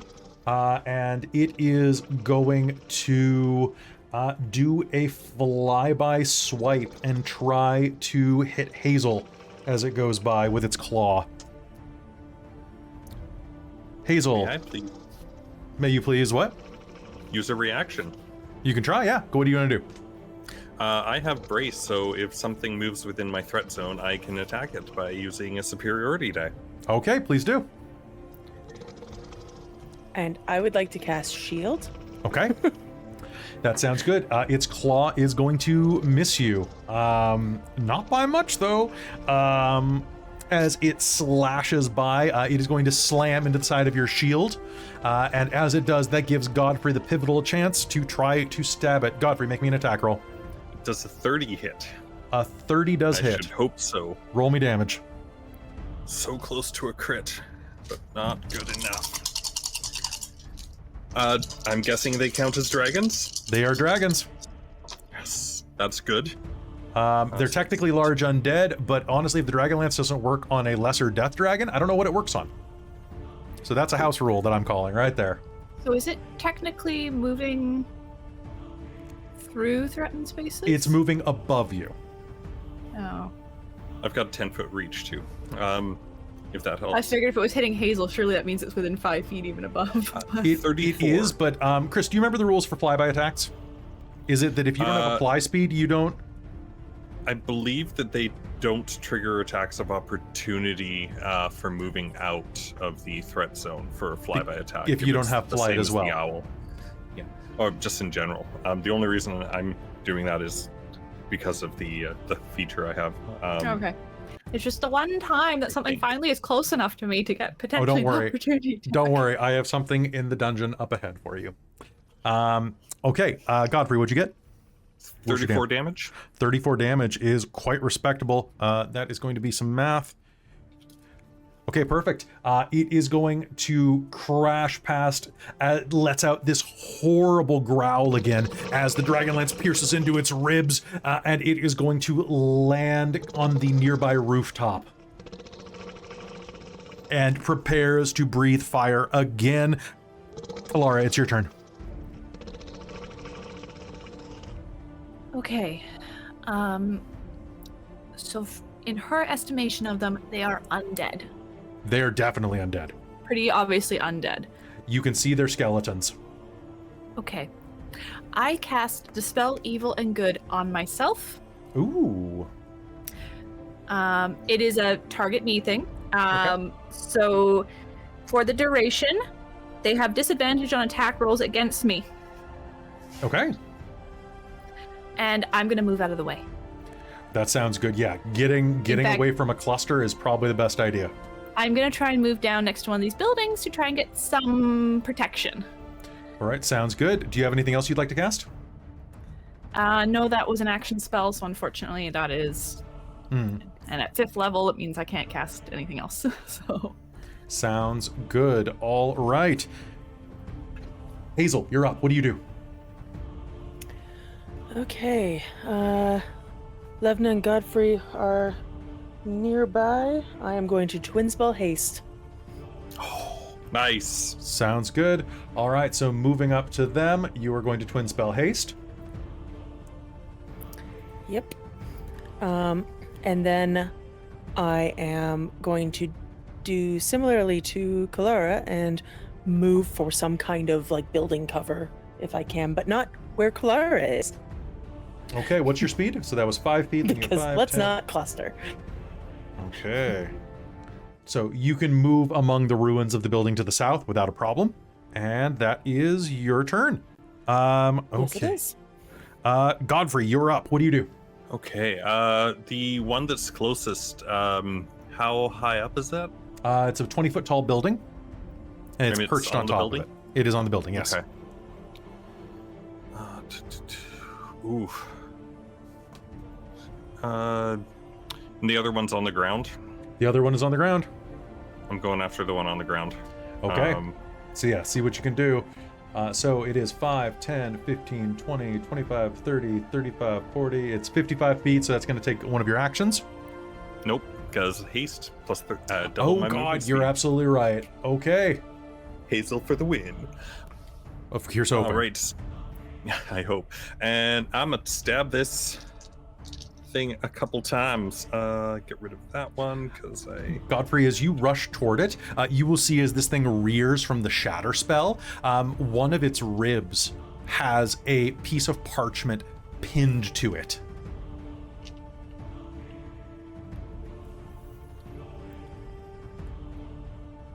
I'm going to ignore that for now. Okay.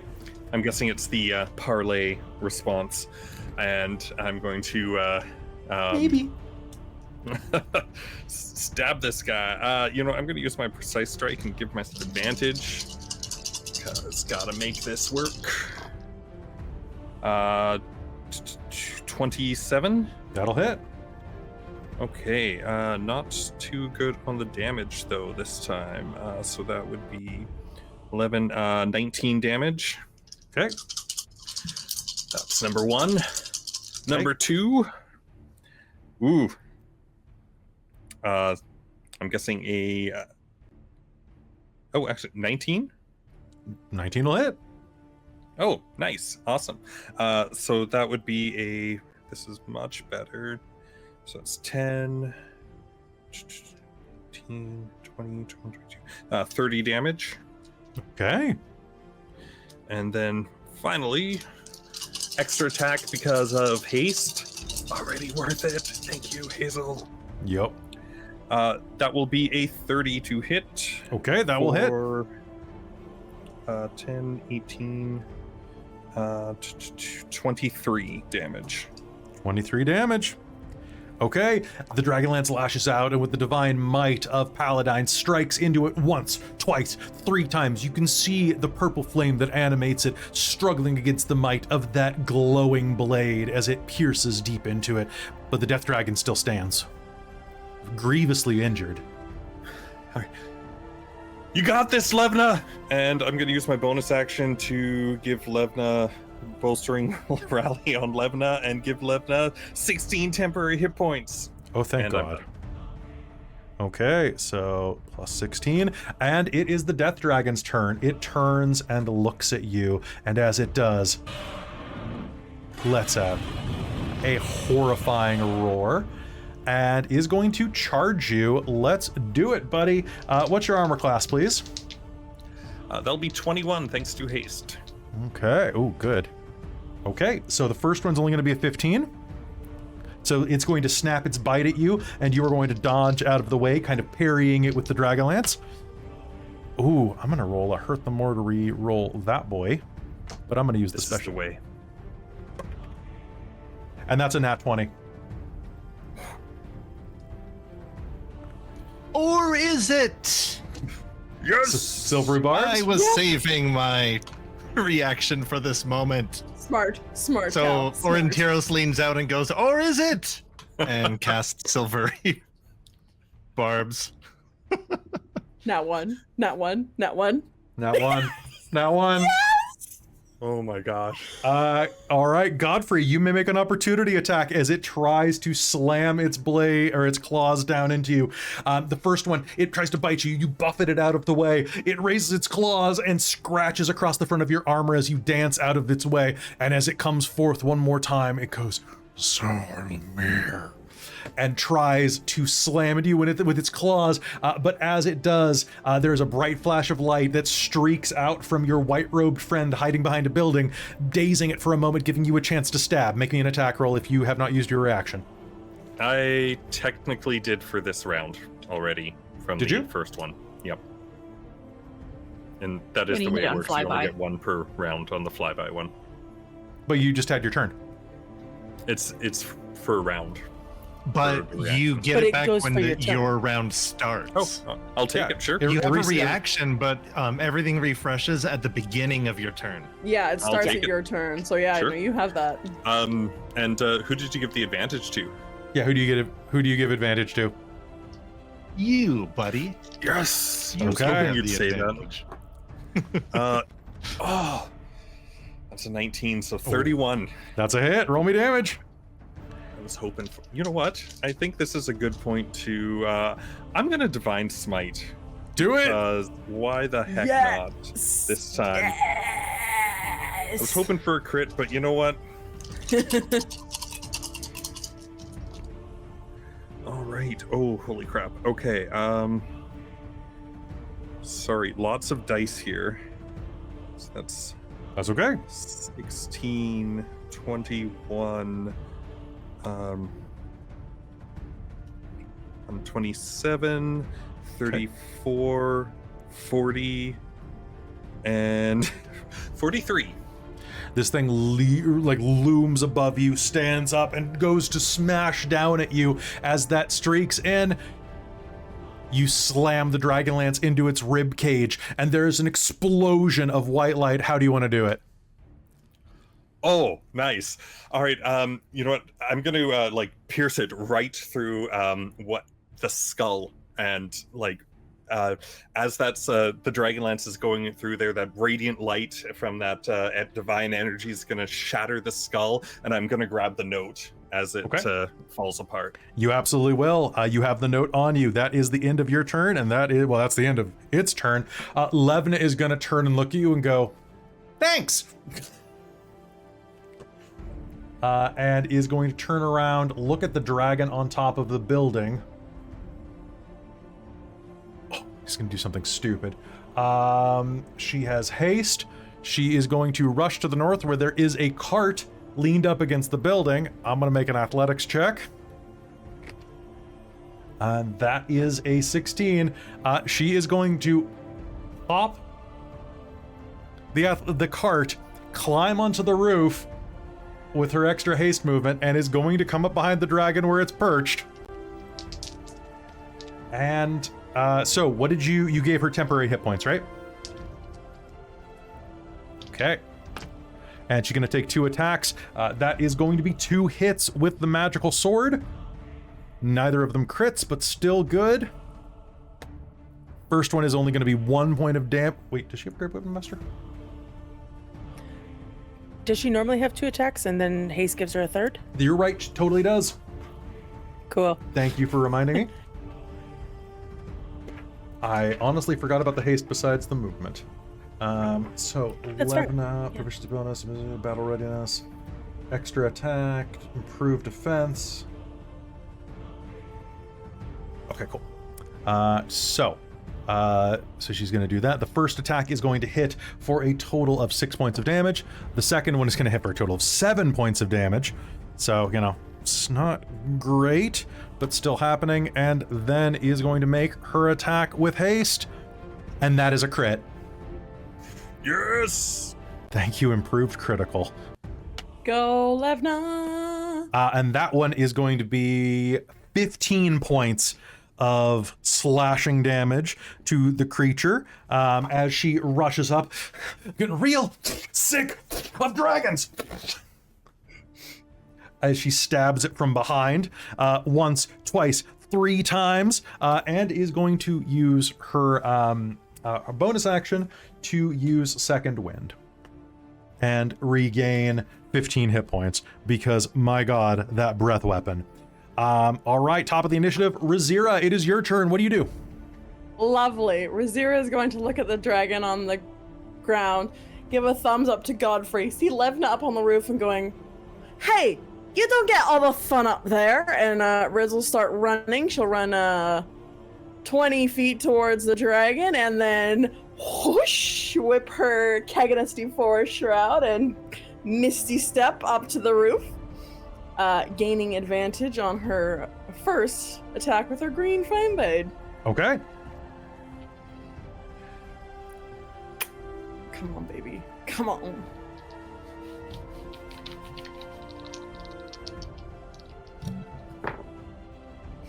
Ooh, so close. That's still gonna be a 26 to hit. Okay. Give me the piercing damage separate. If there is. Do you need the fire at all or no? I need. So the fire damage will hurt. Mm-hmm. But bony things often have resistance to piercing. It's resistance to piercing. Is it magical piercing? Oh, good point. So it will count versus magical piercing as well. Okay, cool. Just want to make sure then. Okay, so the fire damage is 3 points. Okay.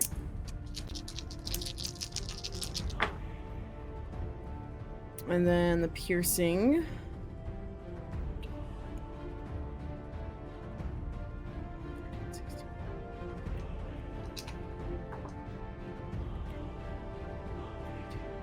Uh, 32 piercing damage. Okay, so that'll turn to 16. Yeah, and then I will make one final bonus action. How much was the fire? It was 3. Okay. Yeah, I rolled 1d8 for that. Okay. Wah wah. And then she'll make a stab with her second rapier. Okay, go ahead. Which is also magic. That's her other magic. That's the one from her Ion Stone, and then the green flame blade is her other one. Ooh, that's a dirty 20 to hit. That'll hit. Roll me damage. All right.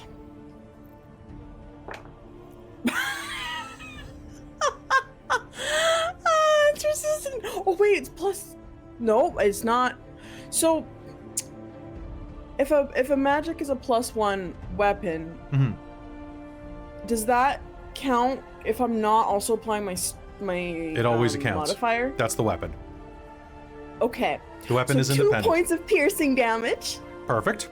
I rolled the 1 on the d8, so I was like, so I Robin, do nothing if it rounds down. If you dropped a +1 weapon on your foot by accident, it would still do the +1 damage. Okay, cool. I just didn't know because it's a +1, so I always have it added to the modifier on my sheet. So I wanted to make sure it was. So lashing out your green flame blade is going to smash into it, creating green flame next to that purple flame. Looks super cool, actually. And then you're going to stab it again, slashing at it with your other rapier. And anything else on your turn? I think that's it. I have 10 more feet of movement left. Okay. How tall is the dragon? The dragon is, it's a large dragon, so it's about 15 feet tall. Can I use my last 10 feet of movement to try and climb on it a little bit, or no? I'll let you make me an acrobatics roll with disadvantage, because it's pretty bony. Yeah, it's pretty bony, but I just kind of want to start distracting it from Levna. Okay, sounds good. Here's the deal. I'm going to set 2 DCs in my head, once for climbing it without taking any necrotic damage from its fire. Cool, sounds great. Okay, so I'm going to need a DC to climb this thing. Let's see. Disadvantage, you say, eh? Yeah, what'd you get? Damn, I rolled a 3 and a 17. Oh. So that's a 16 for my acrobatics. Acrobatics? You're level 10. Do you have reliable talent? No, that's level 11. That's level 11, okay. So what was the total, 16? That's the next one. Yeah, that's a 16. Okay. I have determination. I'm gonna spend determination to make that a 20. To make it a 20? Okay. Yep. So you are going to climb onto its back. It is not going to be enough not to take some damage from this. So at the beginning of your turn and right now, you're going to take 6 points of necrotic damage as you climb onto it and its flames start to burn you, but you are on the dragon's back. Yes. Okay. All right, Aurontiros, it is your turn. What do you do? Just to be clear, it's still perched on the building? It's still perched on the building. It's not having a great day with this. And Rizira has just climbed up its back, scaling what is basically like a Cadillac-sized death dragon, or like a small limousine-sized death dragon. Which just, this death dragon would be the best way to go to prom, guys. I'm not gonna lie. How Would. edgy. Art? Is there art in the book? Yeah. How do... Oh, Oh, it's nasty. my god. That is Goth dragon. terrifying. I like this I love goth it. dragon. I Goth love dragon. it so much. I want it. What do... So, Rizira is in the blast... Rizira is the blast radius, yes. Is the blast radius. Well, shucks. I'm fine. Do it. Do it. She's a rogue. Do it. She's a rogue. I got uncanny dodge. I got all that shit. Do it. Very quick planning wise, did we want this on the ground, team? Yes, please. Yes, please. Yes, please. Oh, okay. I'm gonna do what I was going to do because I still think it's cool. Moving a little, just a few steps. Going to send the singing Longblade out on the floor, kind of like perfectly pirouetting, pointing straight up. Mm-hmm. And Aurontiros is going to reach out, wrench the bone dragon with his telekinetic power, and pull Ooh. it, slamming it down onto the ground Okay. and onto his sword. Let's do this. So, using telekinesis to do this is a contested roll. It is. Versus that works. It's gonna be so badass. It's a contested ability check. Yep, my and strength versus. Aurontiros gets bardic. Oh, I get Jack of all trades? You get Jack of all trades on it because it's a straight up ability check.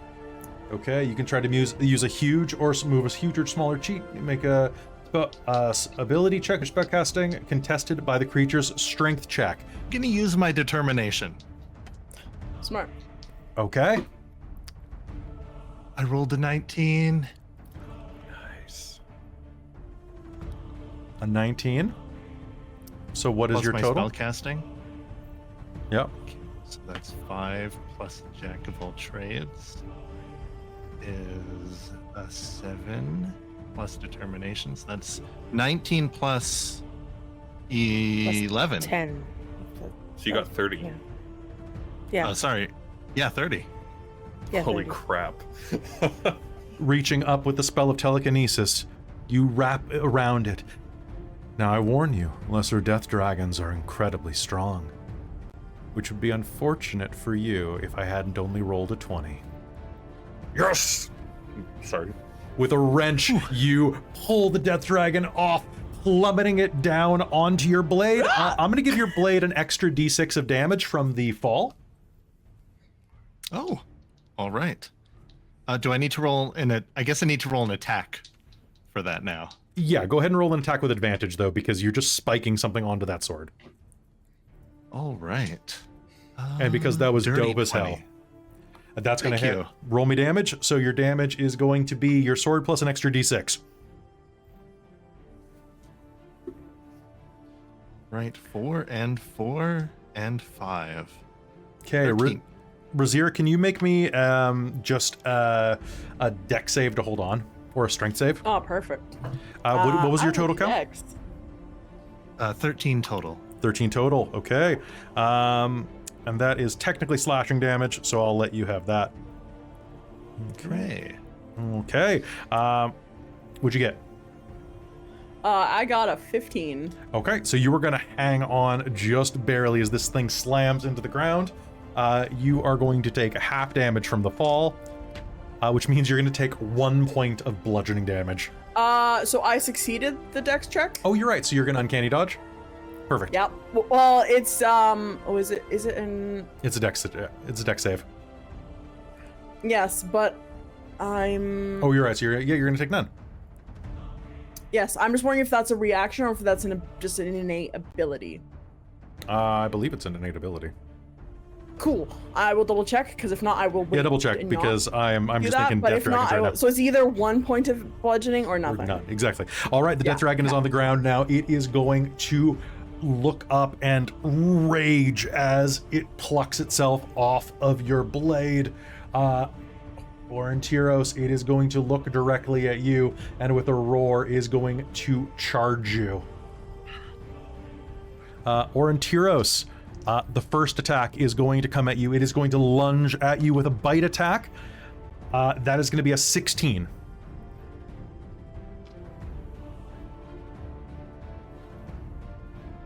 Oh, precious Ion Stone. My armor class is 17. Okay, then it is going to bite at you. Your Ion Stone is going to kind of pull you slightly out of the way. It is going to make another attack that is going to be a 25. It is going to make another attack, which is a nat 20. Ooh, let's Silvery Barbs the nat 20. Okay, who are you giving your advantage to? Kalara's turn is next, and then Hazeal. Let's give it to Kelara. Okay, so Aurontiros, the first slash is going to hit you. That is going to deal 10 points of slashing damage, and you are restrained and grappled as it slams into you with one of its claws. It got the nat 20. It is going to be blinded by that. It has to re-roll the nat 20. It did re-roll the nat 20. It rolled a 6. However, I believe restrained... Does restrained give me advantage? I can't remember off the top of my head. Let's say yes. It feels like yes. Chris, does restrained give me advantage? Yeah, okay, cool. I had a feeling. Okay, so that is going to be a 20, unnatural. So that's at least something in your favor. It's going to claw you again for 11 points of damage. And... oh, Godfrey's out of my reach. You got an annoying Kendra on your back. I do have an annoying Kender on my back, and I've got 2 Hurt Them Mores left. You know what I'm gonna do? It is going to turn its head back toward you, and you're gonna see its head completely turn around on its vertebra. Oh, neat trick. And I'm gonna spend my last Hurt Them More to recharge my Cataclysmic Breath. Can I get a dex save off of you and off of Levna? Oh boy, you can. Okay, that is a fail from Levna. Can't Holy even finish off an elf. That might not be a... that's an 11. I don't think I have determination. I think I spent it and have Someone bought it back for you. Did okay. Levna roll with advantage? Oh, dex you're save? right. Haste. Yes, she actually so- rolled. Thank you for being my haste minder. 15 for Rizira. 15 is a fail. Okay, that's fine. I still take half. You still take half. Thank God for you. The dragon is going to let out another horrible gout of breath, and that is going to be 40 points of necrotic damage, which reduces to 20 for you. Levna is going to take 40 minus the 16, that 10 hit points that Godfrey gave her, which is going to mean that that is 3, and that she still has 23 hit points. However, she needs to make me a dex save with advantage. And that is going to be a 16, thankfully. So she's going to take no damage as this entire building collapses and she leaps off of it, doing a roll onto the ground. The breath is going to just destroy the building as it hits it. And I still actually do have one more Hurt Them More. I still have one more Hurt Them More. I think I'm gonna use it to bite Aurontiros, because he goaded me. And Aurontiros, as you were restrained... oh wait, I have advantage. Okay, cool. It is going to turn and look at you and let out a deep and unsettling growl. And is going to snap its fangs onto your shoulder. That is going to be, if I can find a D8. Where are all my D8s? There we go. I took them all. You took them all? Was just unmuting to say I borrowed them. That's going I to was be going to say, are you interested in a date? with you, yes. That is going to be 18 points of piercing damage and 8 points of necrotic damage for a total of 26. As it bites into you, you feel its necrotic energy surging through you. And Kelara, it is your turn. What do you do? Okay, I have a quick question. Yes. If something I'm going to do targets a creature, even if there's something riding on it, it should just do it from underneath that creature, correct? Yep. Okay. There's something Because under it and over it. I am going to move up Okay. to it Okay. to be within melee range. I have just enough distance to get to it. And I'm going to make a melee spell attack Okay. to do part of Dispel Evil and Good by dismissal, which is to get rid of. So Dispel Evil and Good does disadvantage for them to attack me, but I can dismiss it. Okay. By dismissing it, I do a melee spell attack. If I succeed, they must make a charisma check or charisma save. It's not and if they particularly don't charismatic. succeed, it will end up in the Shadowfell, and it has no way back. This is not like banishment. This is better than banishment. Okay. Holy shit! And you have advantage. And you have advantage And on I have this. advantage on the melee spell attack. Okay. Oh my god. Do it. So, this is my plan, and this is why I was like, oh shit, would that No, take send Rizira with it? Riz to the Shadowfell. Bye. We're both going. I'm underneath it. That's 28 Yeah, to hit. 20 what? 28. I add 10 to spell attacks. Okay, I'm using my special dice. So make me a charisma save, please. Okay, that's an 18 on the dice, Does it get a minus? and it has a -3 charisma. That's a 15. Yes! Banished! With a resounding... Well, actually, tell me how this goes. Describe this for me. So Kelara runs up from where she is next to one of the buildings, and just one hand has a shield on it, and she just pulls her staff forward to hit it.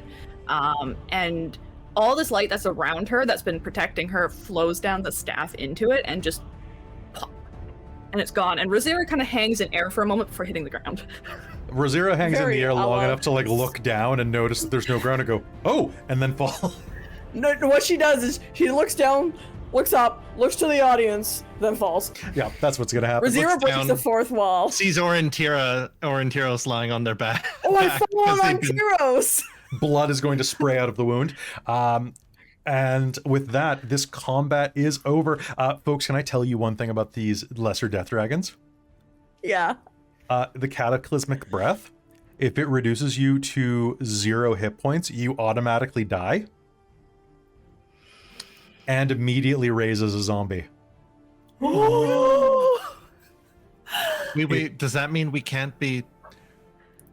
It makes Ray it, is- it makes it more complicated.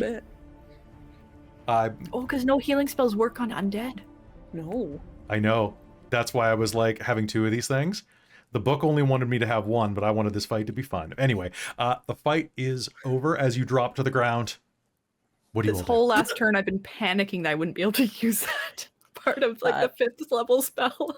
That is That's amazing. so Especially after Godfrey mulched one. amazing. Right? That was a combination of haste and a Dragonlance and Shatter. and Doing and double and damage. Cal's 62 shatter. I was damage. getting so So worried good. that I had wasted a 5th level spell. that's oh my gosh, that's so good though. Godfrey would have finished it off. But this way it gets Uh, to feel bad and spend its existence. Right? It has to think itself. about its Yeah. life. Unlife. I will dismiss haste so that Levna and Godfrey can have their exhaustion now. And not like in the middle of another fight. I'm actually kind Whoa. of shaking. I was so nervy about getting that off properly. Good job, team. Kelara, what? Well done. Can you Yeah. just say that to anyone, Kelara? No, it's pretty difficult. You should totally do that to Lord Soth when we meet him. That's a I great would worry idea. that he would save against it and be standing right in front of me then. Well, then we will be with you. Fair. And then when it doesn't, then we will stop him. But that's true. If it doesn't work on Lord Soth, then he'll be face to face with you. With You could us. give him a good talking to. Scold him into submission? No, we just have to give him some of Godfrey's cooking. That would Mm. work. That's the name he's given Dragonlance. Okay, you're talented at other Dragonlance. things, Godfrey. Godfrey's cooking.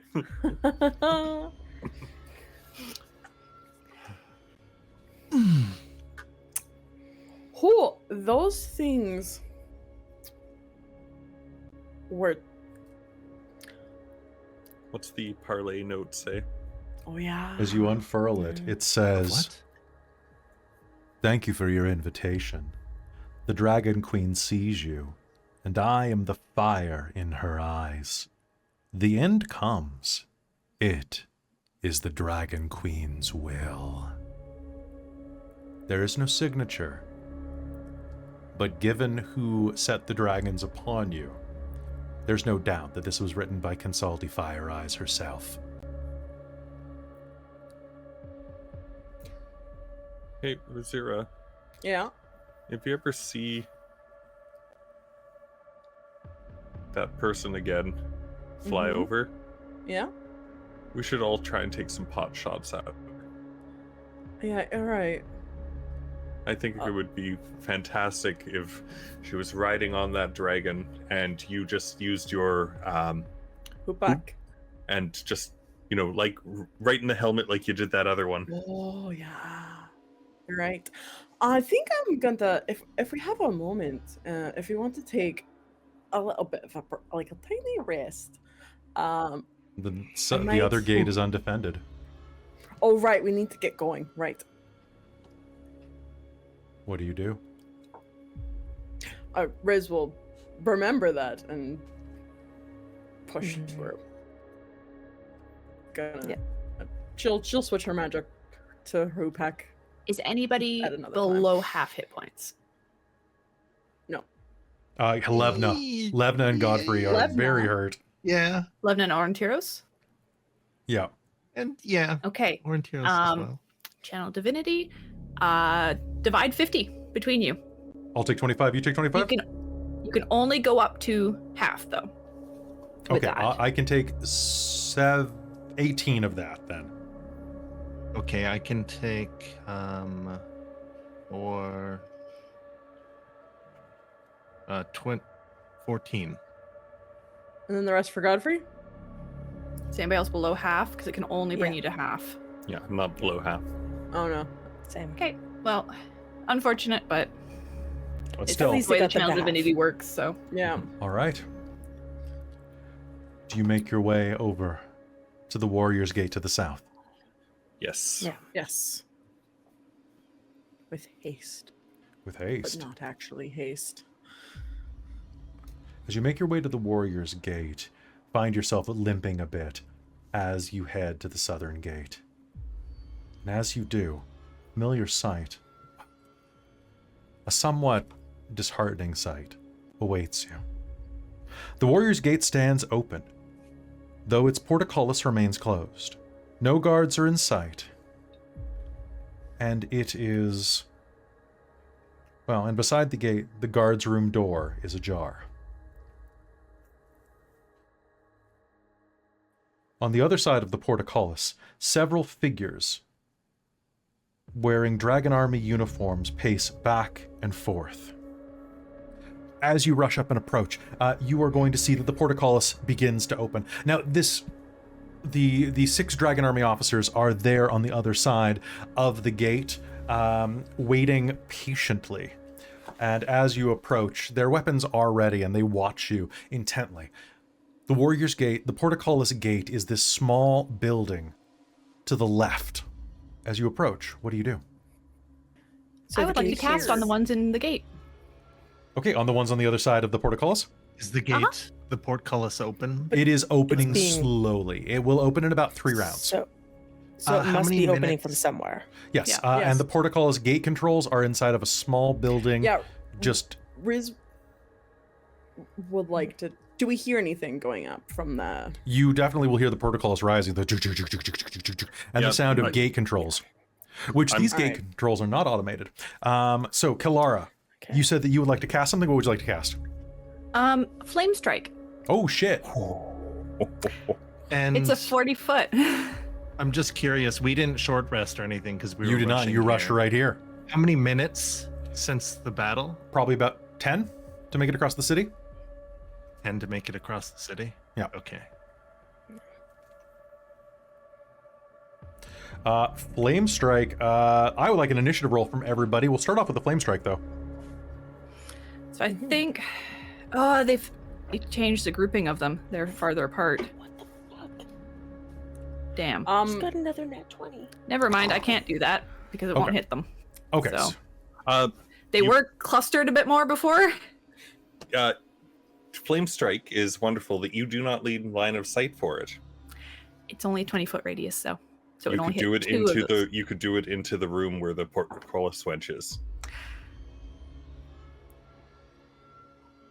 On their It doesn't. It does damage only to creatures.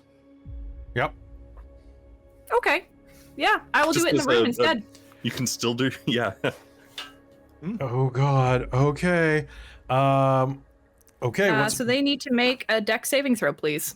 Okay. Suddenly, a pillar of flame arises inside of that room. That is going to be. I got to re-roll that because it was cocked. Okay. So going down the list, I have a 13. Okay. Hold on 1 minute. I actually have to pull up their stats. I was not expecting you to be doing that to them. 1 moment. That is going to be okay. I have a 13. I have a 14. I have a 20. I have a 4, a 10, a 10. So I've got one person that succeeded. I know. And hold on just 1 moment.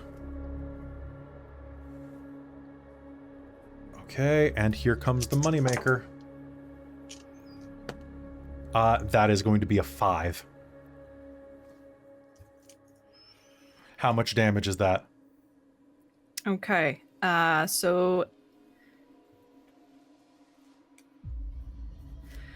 So on those that failed, Yes. they will take 20 fire damage and 22 radiant damage. Okay, and on those that succeeded, it was an unnatural 10. 20. 10 fire damage Yep. and 11 radiant damage. You know what? Those initiatives rolls were fantastic, and I appreciate all of the effort that it took to roll those dice. There is a moment of screaming as Kelara raises her staff, and the gatehouse is going to erupt in fire. As it does, it burns to a cinder. At least everything inside of it does. And as you are watching, Rizira, you are rushing up as a man screams and flops out of it, wearing finery that's been burned to a char. Oh, we don't need the map anymore. 1 sec. Wearing finery that is burned to a char, he reaches forward with a hand that's flesh is bubbling off down to bone as he claws toward the gate, crawling. My boy. And will die. The portcullis gate is going to slam back into place. And on the other side of it, the 6 dragon army soldiers are going to look across at you and just start to back away. Does anybody not allow them to just leave? These are the ones outside of the gate. They are just, they're basically seeing that and going, fuck it. And doing the fade away. They can take word of the horrors they've seen back to their army. Yeah. It's funny. So you had asked what people were doing, so I'd preemptively moved my token for Riz to go sneak in and look at what the door was happening. So I think Riz is just like do flame strike, and then is like do You know what? backwards. to the men. Let's do flame strike. They've Oh my been God. pretty like what's the word I'm looking for? Like not loyal, like fanatical in their Devotion. beliefs, in their devotion. The humans that we've encountered that have joined with them. Mm-hmm. Kelly, Yeah. this one that was burnt in finery and said, "My boy," is that Lord Baccharis? Do you want to go up and investigate the body? I do. Okay. Hazel's gonna I don't go want a to the gate fireball and just outside the gate. stare at the dragon army soldiers leaving. Like, They are going to beat a hasty retreat back to the ranks to the south of the city. I'm gonna arrow one in the leg. Okay, go ahead. Just draw a little picture Stop of his you like adventuring days. peeing on them and Yeah. shoot it. If I can reach, Riz would probably try and like hoop pack him as All right, a- go ahead. as Make me parting a gift. hoop pack and make me a bow shot roll. They're the way, retreating. Kelara, that was awesome. 16. 16 Thank is you for enough. the Roll me suggestion, damage. Chris. I had forgotten that I could do it that way. 27. A 27 is strangely enough. Yeah, I'm gonna. 10 piercing. 10 piercing. He's going to let out a shriek and be dragged away as you pierce his calf muscle.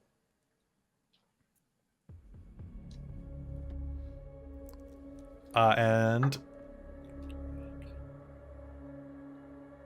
23.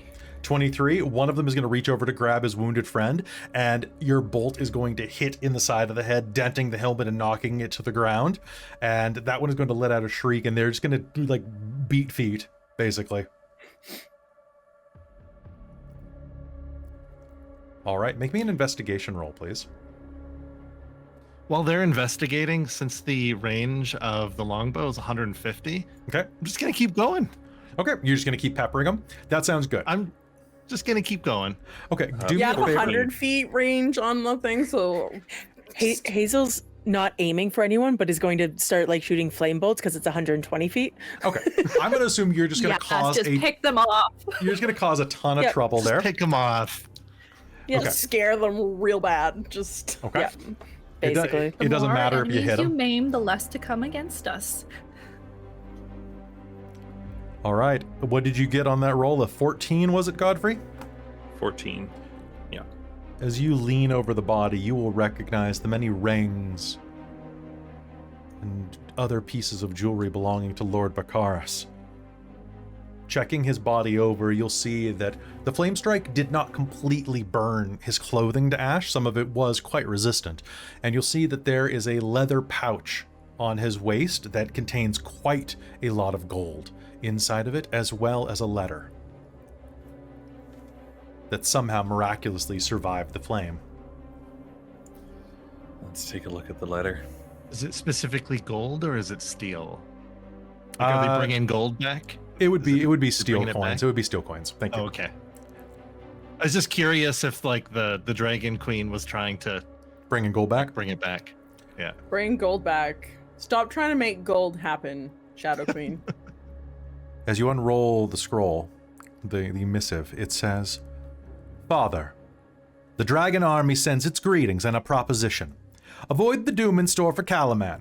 Meet our agents at the Warrior's Gate. Open the way and they'll bring you to me. I found a place here and have been promised a share of the glories to come.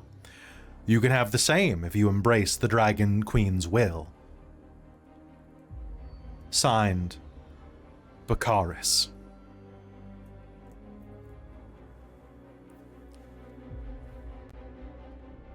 His... What? Out of all people, it was his...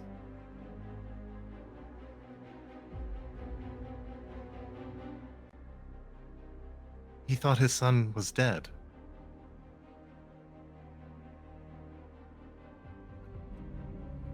Godfrey, as you look behind into the gatehouse, you are going to see the corpses of 5 Kalaman soldiers.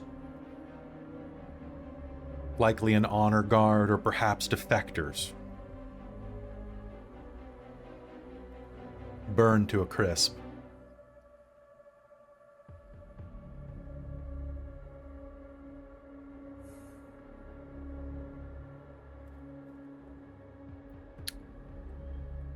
paid off.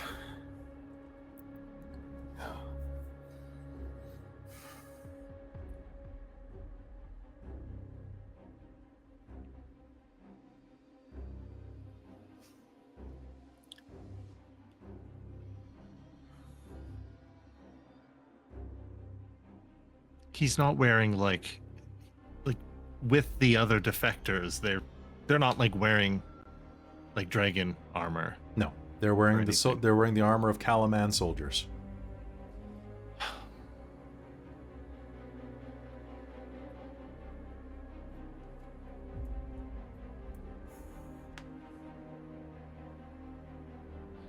As you look at this, you hear hoofbeats behind you.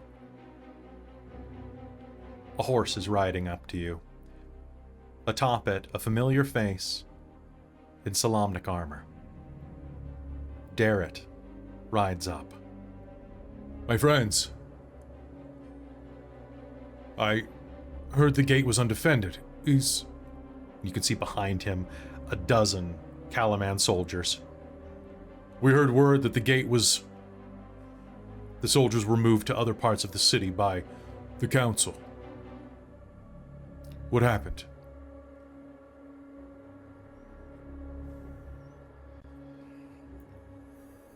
We had a traitor. We've been having. I almost don't blame all of them. Had it just been one or two, I'll hand look the at note. what awaits them. I'll hand the note to Darrett. What Wait, happened? what? Aurontiros is talking. What's going on here? Rizira's like comes back from like taking pot shots off the wall. Aurontiros will like kind of kick what's left of the door off the hinges so that Rizira can see the 6 number of- unidentifiable bodies inside. It wasn't just our friend. Well,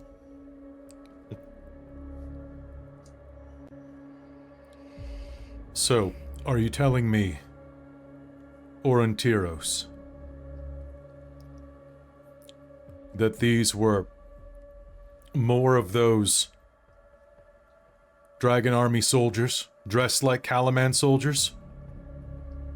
He looks over his shoulder at the approaching Kalaman soldiers that he's brought to reinforce the gates. They got inside by trickery and were trying to raise the gate.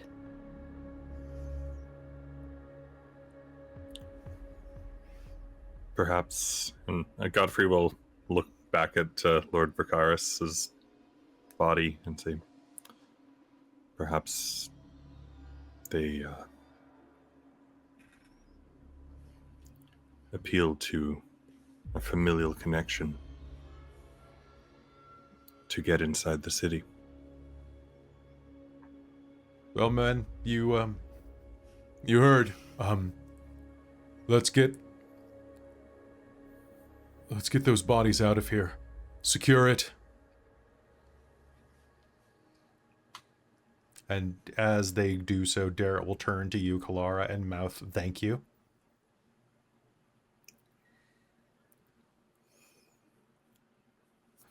I think between that and the fight that you had in the main square, good job only destroying a portion of the city. Oh, it wasn't us. It was Well- the Dragon Army. Oh, fair, but all things considered, good job. We prevented them. I think you should take this opportunity to get some rest. Tomorrow is not going to be pleasant, and hopefully we'll hear back from Kleistron and Ness by then. Yeah.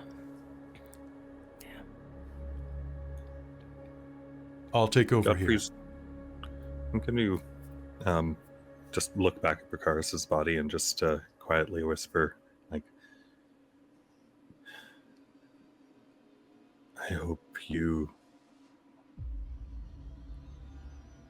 I hope you find some peace.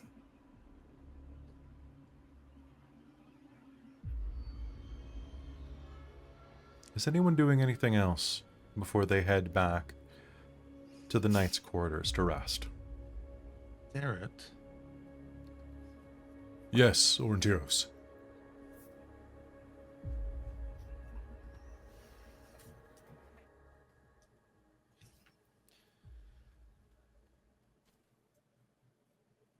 What can I do for you? Do you remember the festival at Vogler? It seems like years ago, but yeah. You remember who won the fishing contest? I remember that you tried fishing using your Kender Queen. Succeeded, not tried, but Yeah. Godfrey won the fishing contest. Just making sure. It would be rather silly of us to leave everything and leave the wall into your hands. And the gate end up being opened after all this. Yeah, You weren't obviously. you. Of Some of course. them can shapeshift. So check with people if you know them at all. We have been. We heard your report earlier. I guess that makes sense. Sorry, it's been a long day. But we'll keep it up.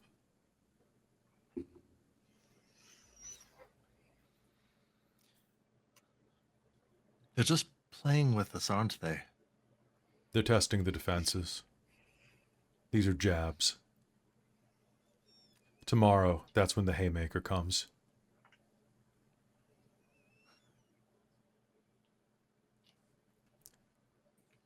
Luckily, we've got something of an uppercut prepared.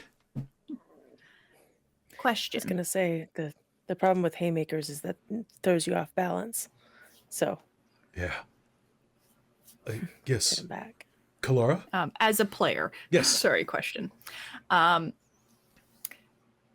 kind of want to do something that would be thematic and not really have any actual like effect. Sure. What do you want to do? So I'm just kind of thinking using my channel divinity, like preserve life, instead of like healing, but kind of giving that group of men like a bit of a blessing, almost like a boost to morale, a little perk to feel a little more awake. I'll say that like even like they're fatigued, but they've probably taken a few hit points in just like fatigue damage throughout the day. Yeah.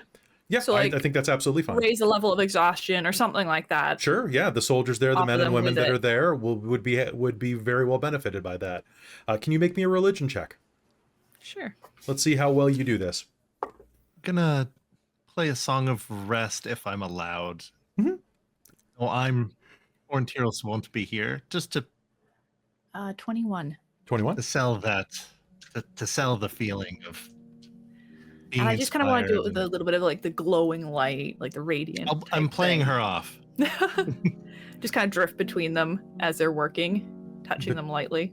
The glowing white blue of Mishakal's light touches down, setting almost a ghostly haze about everything, like fairy fire clinging to their forms. As you move through, the motes of light descend from you like a mantle of fireflies, leaving a trail behind you, not unlike the tail of a comet. The sound of distant battle preparations, the sound of barking dogs, the sound of crying babies, hushed voices, and sharpening whetstones feel very far away right now. As one by one, you walk through and comfort them. I think later, if we like fast forward and are wrapping the evening up, I think Riz is going to find a moment to get Kelara alone. And does Kelara seem shaken at all? Yeah. Oh, totally. She's Okay. pushing it down as hard as she can with like Mhm. the experience of the last few weeks. So do we want to But- progress to the future and say that you do that and leave them and head back to your quarters? I want to do one more thing before Okay. we So we'll leave, do that and then we'll hop over to that scene. So what do you want to do, Hazeal? I want to go cast Death Ward on Darrett. What's this? Just to keep you safe for the rest of the night.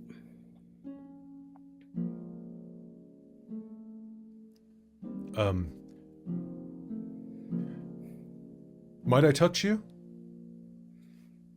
Sure. May this keep you safe as well. And he'll lean forward and give you a hug. His armor clanking hug him next back. to you. Yeah, our armor clanks together and it's like, oh yeah, You're a hugging good- and armor. You were a good friend, Hazeal Nightgranite. To think, a knight like me and a mage like you, fighting against a forgotten god queen. It's the stuff of stories. I hope that we get a good one. They always have the best endings. Mhm. Be safe. Sleep well. And then I'll head back with Okay. the others. I figured if we're gonna rest, I might as well spend a spell slot. You might as well. Exactly. Now, there's a brief lull in the initial attacks here, and you make it back and get a chance to rest before the coming day's battles. As you unarmor and prepare yourselves in your quarters, you can hear the sound of Aurontiros playing a song of rest echoing out through the halls, and during this, Riz, what do you do? So Riz is gonna go find Kelara, and she's just gonna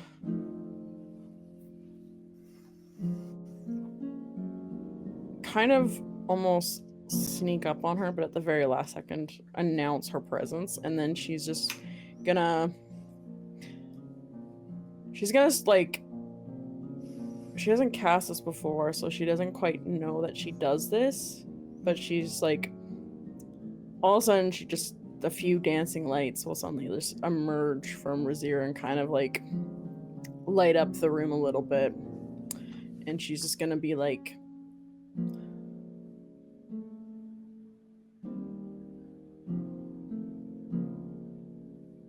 we've been through a lot.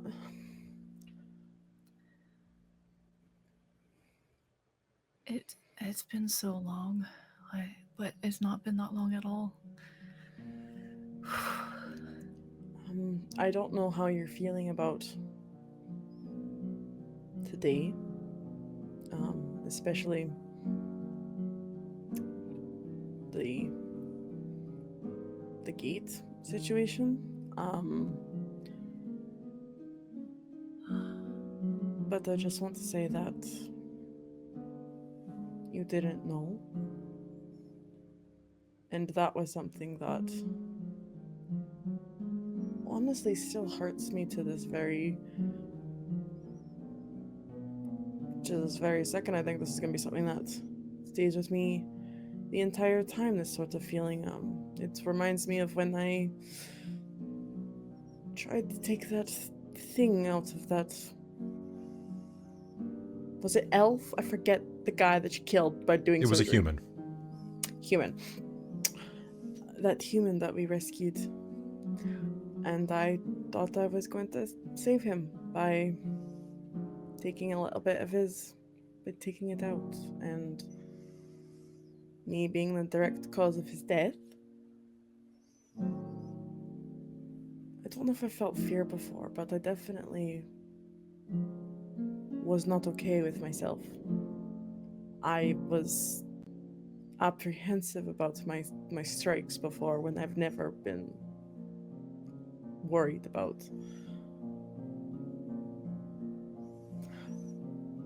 I was conscious of hurting someone and causing death and hurting another person through that, when I thought I was being the better. Thank you. And it doesn't make me a worse person, and it doesn't make you a worse person either. So I don't know if you're feeling that, but you didn't know. You didn't do that with malice. You were saving Kalaman, and you did. You stopped those army officers from getting in. So much has happened since we met. I feel like a different person. Yeah, Thank you. Now, you're welcome. remind me, how tall is Riz? She's I like feel like you're small, right? 3 something, maybe 2 something. She is 3'5". I was gonna say 3'5". Yeah. Kalara's gonna kneel Mm-hmm. and just ask, "Can I have a hug?" Of course, and Riz is just gonna like put her arms around Kalara's shoulders and just like give her like a And then big I ass think since we're going tender into hug. like a rest period, Kalara is going to like start with like, "Hey, do you remember that story about Ispan?" And just try and get like story time started. Yeah. Better days. Yes, no, Riz will pick up that cue because she's pretty fucking insightful. I have a +12 to insight, so yeah, Riz kind of picks up the like, okay, time to move on kind of vibe, and so she will go off onto a wild tangent and probably like if people are walking through the hallways and hear that, she'll invite everyone in the room and start talking about stories and Kalara's just gonna talking lean about- against your shoulder too, while we share stories again. yeah. Across the hall, as you're sharing these stories, Godfrey, Hazeal, Aurontiros, what are you doing? Levna is in the process of finishing taking off her armor nearby. I was Godfrey was gonna actually try and also check in on Kelara, but if saw that happening, just kind of like, oh, back off, like let them have their moment and head back and Hazeal, and Aurontiros,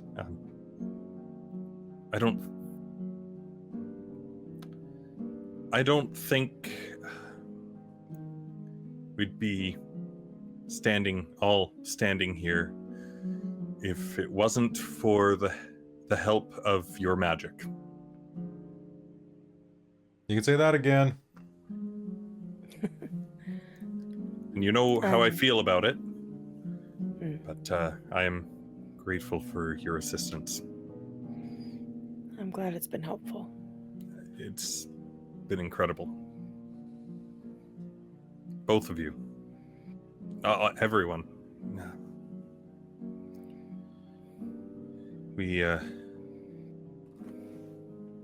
I think we ended up saving a lot of lives tonight. So, Yeah. Ones we could anyway. they made their choice. And we made ours. Yep.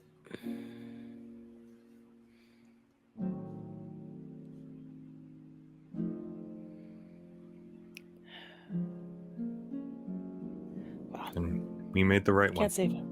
Yeah, you can't save everyone, especially those who choose to be against us, right?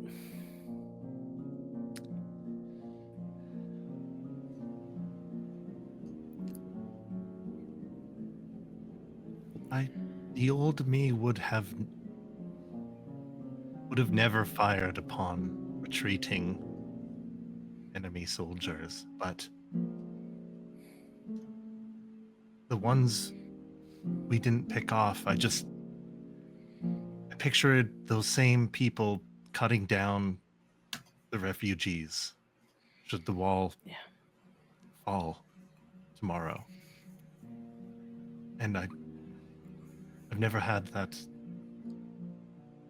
way of thought before. To take a life to preserve more. Why? But for what are they doing this? But to take the city, or to spread sow terror? fear. To sow fear, to take the city, to rule. And I just kept firing until they were crawling. And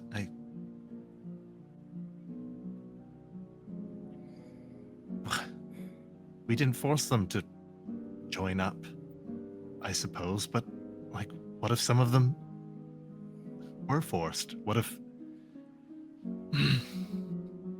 before I saw that was Lord, our acquaintance, Lord, it was Bracarius, correct? Bakaris. Bakaris. See, that's the mistake I didn't want to make, and I made it. Yeah. Before I saw that it was Lord Bracarius, they were just, well, they were all Draconians. They were all the bad guys. They reveled in fighting us and in hurting others, but those were all just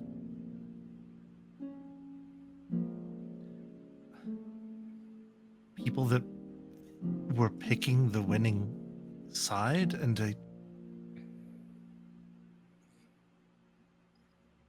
Yeah. if they've seen what is coming over the walls, then I have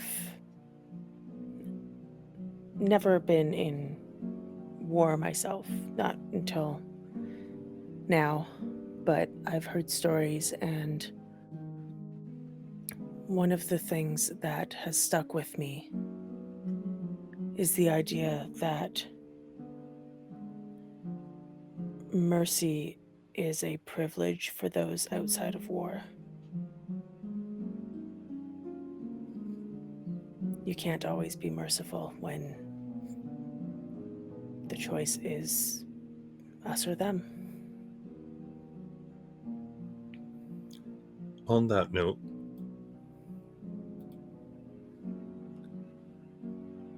I hope we run across Lord Bracarius' son.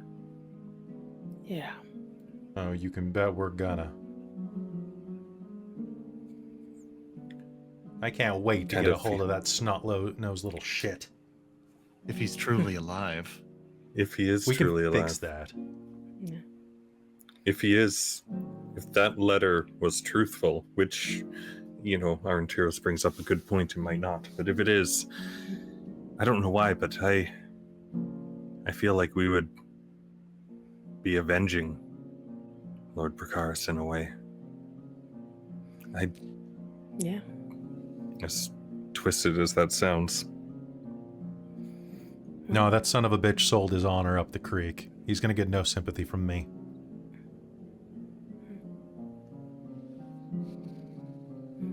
You don't abandon people in need.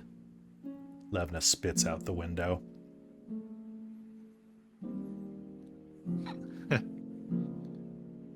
I agree, you don't. But I don't want to be the type of person who can't sympathize. That's what makes us knights. We still do the right thing. But that doesn't mean that we just deny it.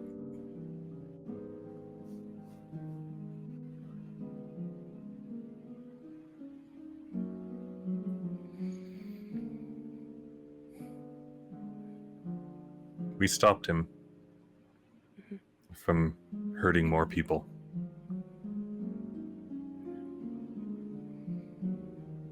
Yeah.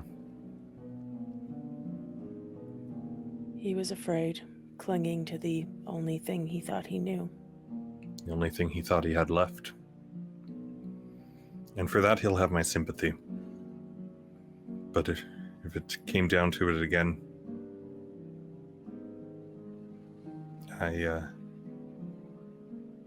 we made the right choice. The only choice we could have made. Agreed. All of those men and women in the guardhouse, they made that choice. can't say I hope they burn And for it, but you bet they would have tried to stop us.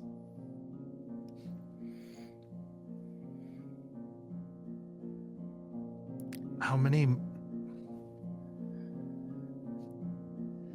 When they start flying over the city and dropping gold pieces to join them, and whatever else, steel even, and whatever else they do to get the citizens to start turning on each other, to hand over our leaders. What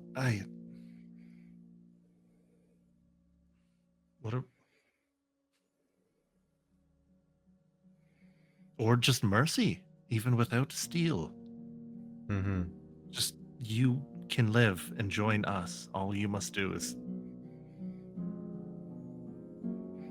spill the I've heard it blood of works. those that won't join us. I've heard it works, but it usually is done when a city is all but defeated.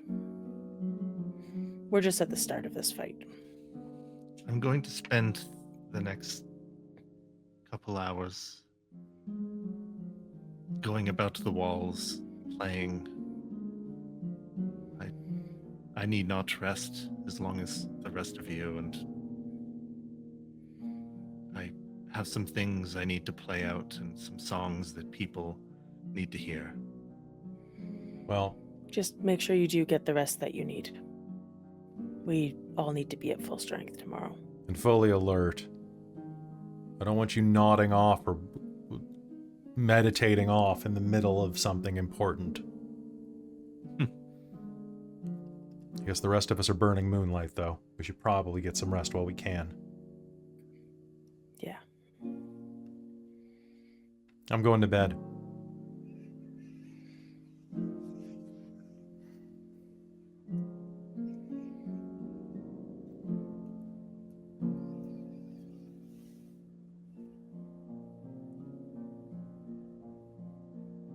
Not gonna lie, I expected that, my last night might be in a nicer bed than this.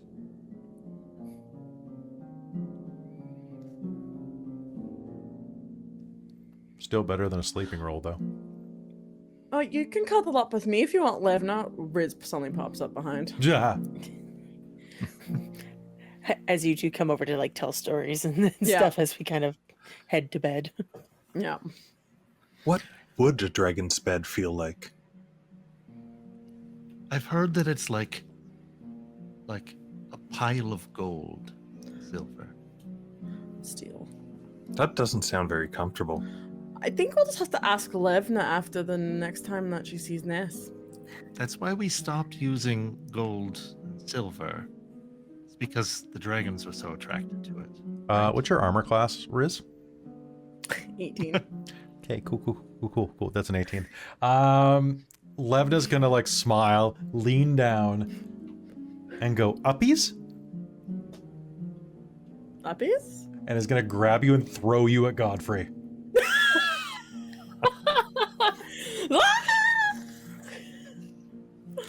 Good night. And she's gonna pull her cord on her. No, that was not very good of you, Sir Knight. I think she was talking to me. But it was funny. And pulls her her curtain shut. You know, she's looking for a larger bed.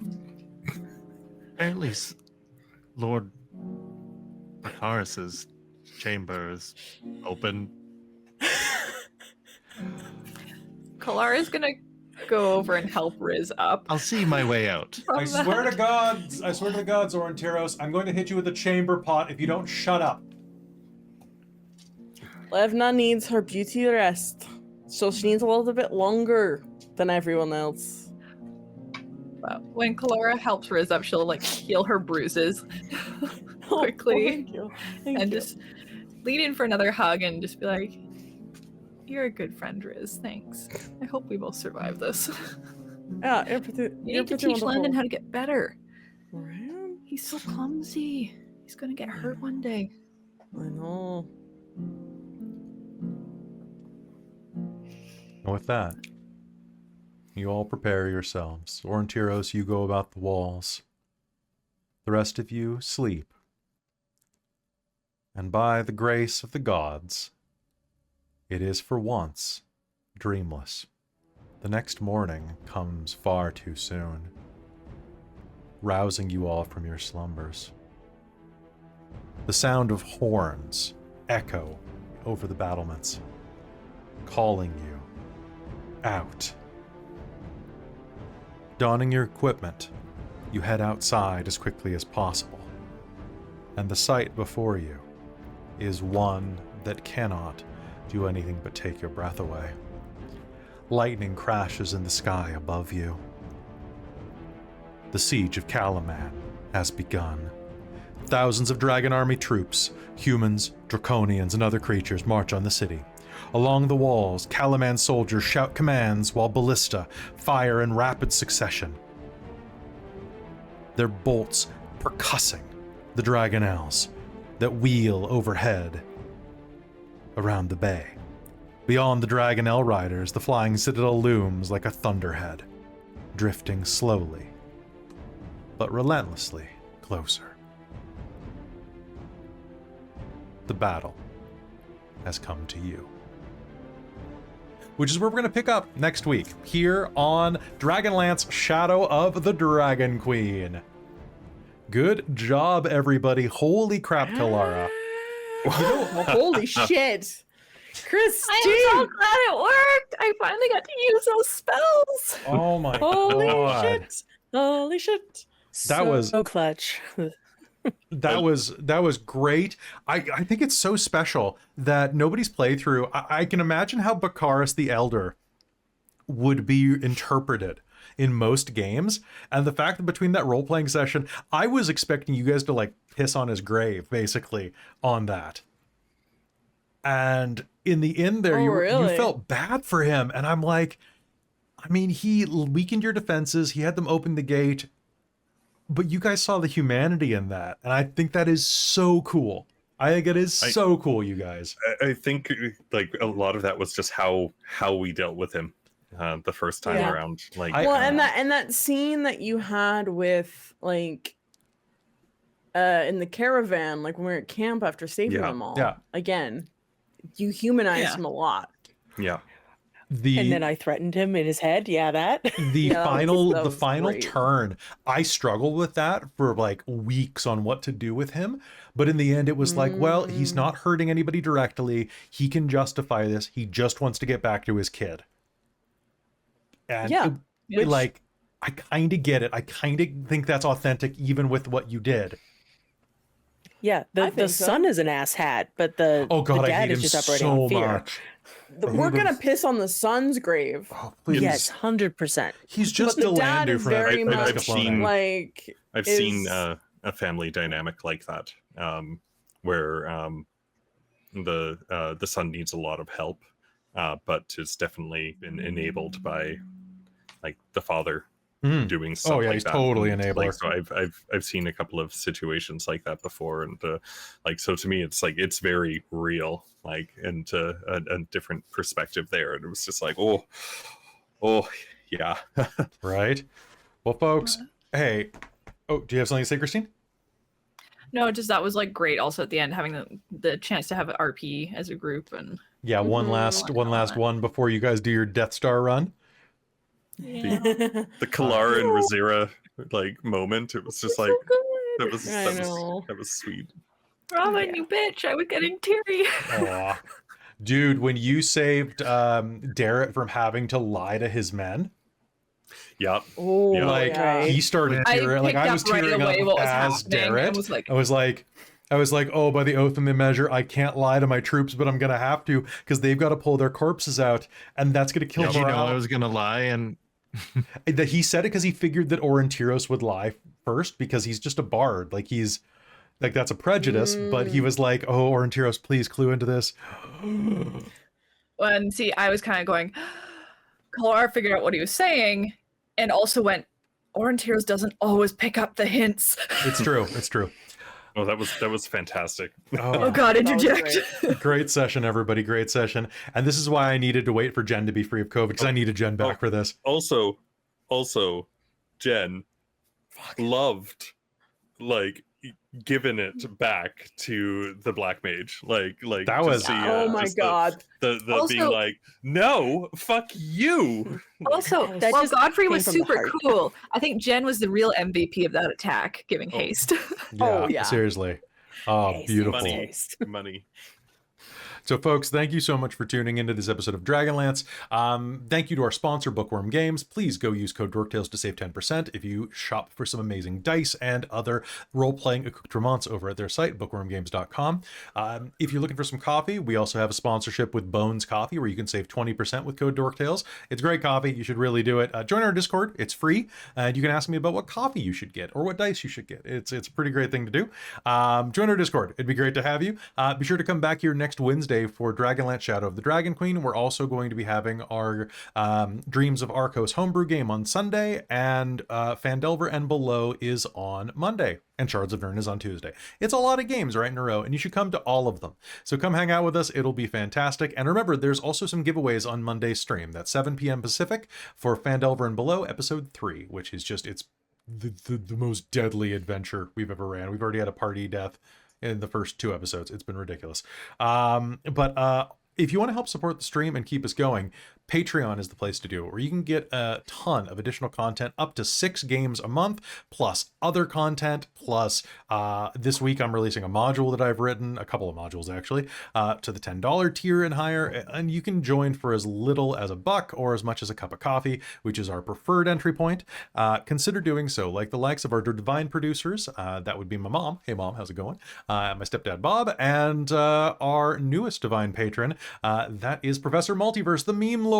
A big thank you to Precarious, our demonic patron, as well as our wizards of the Patreon, Tammy the Forever Cleric, and the Ink Goblin. And I could not talk about the amazing members of the High Council of the Patreon who never would have defected and tried to lead armies outside the portcullis. So that is Terran, Buddy, Amberthist, Raven with Baubles, Karasha Urquhart, Chef Aladeth, Larouk, Sorcerer Sanguine, and Mike Baxter. Y'all are amazing. I cannot thank you enough for your support. Thanks for sticking with us. Please join the Patreon if you can, because I love seeing those numbers go up, and it helps us support and do great stuff for this channel. And if you're listening on podcast later, leave us a review. I really like seeing those as well. And with that, we'll see you next time on Dragonlance, Shadow of the Dragon Queen. Good night, everybody.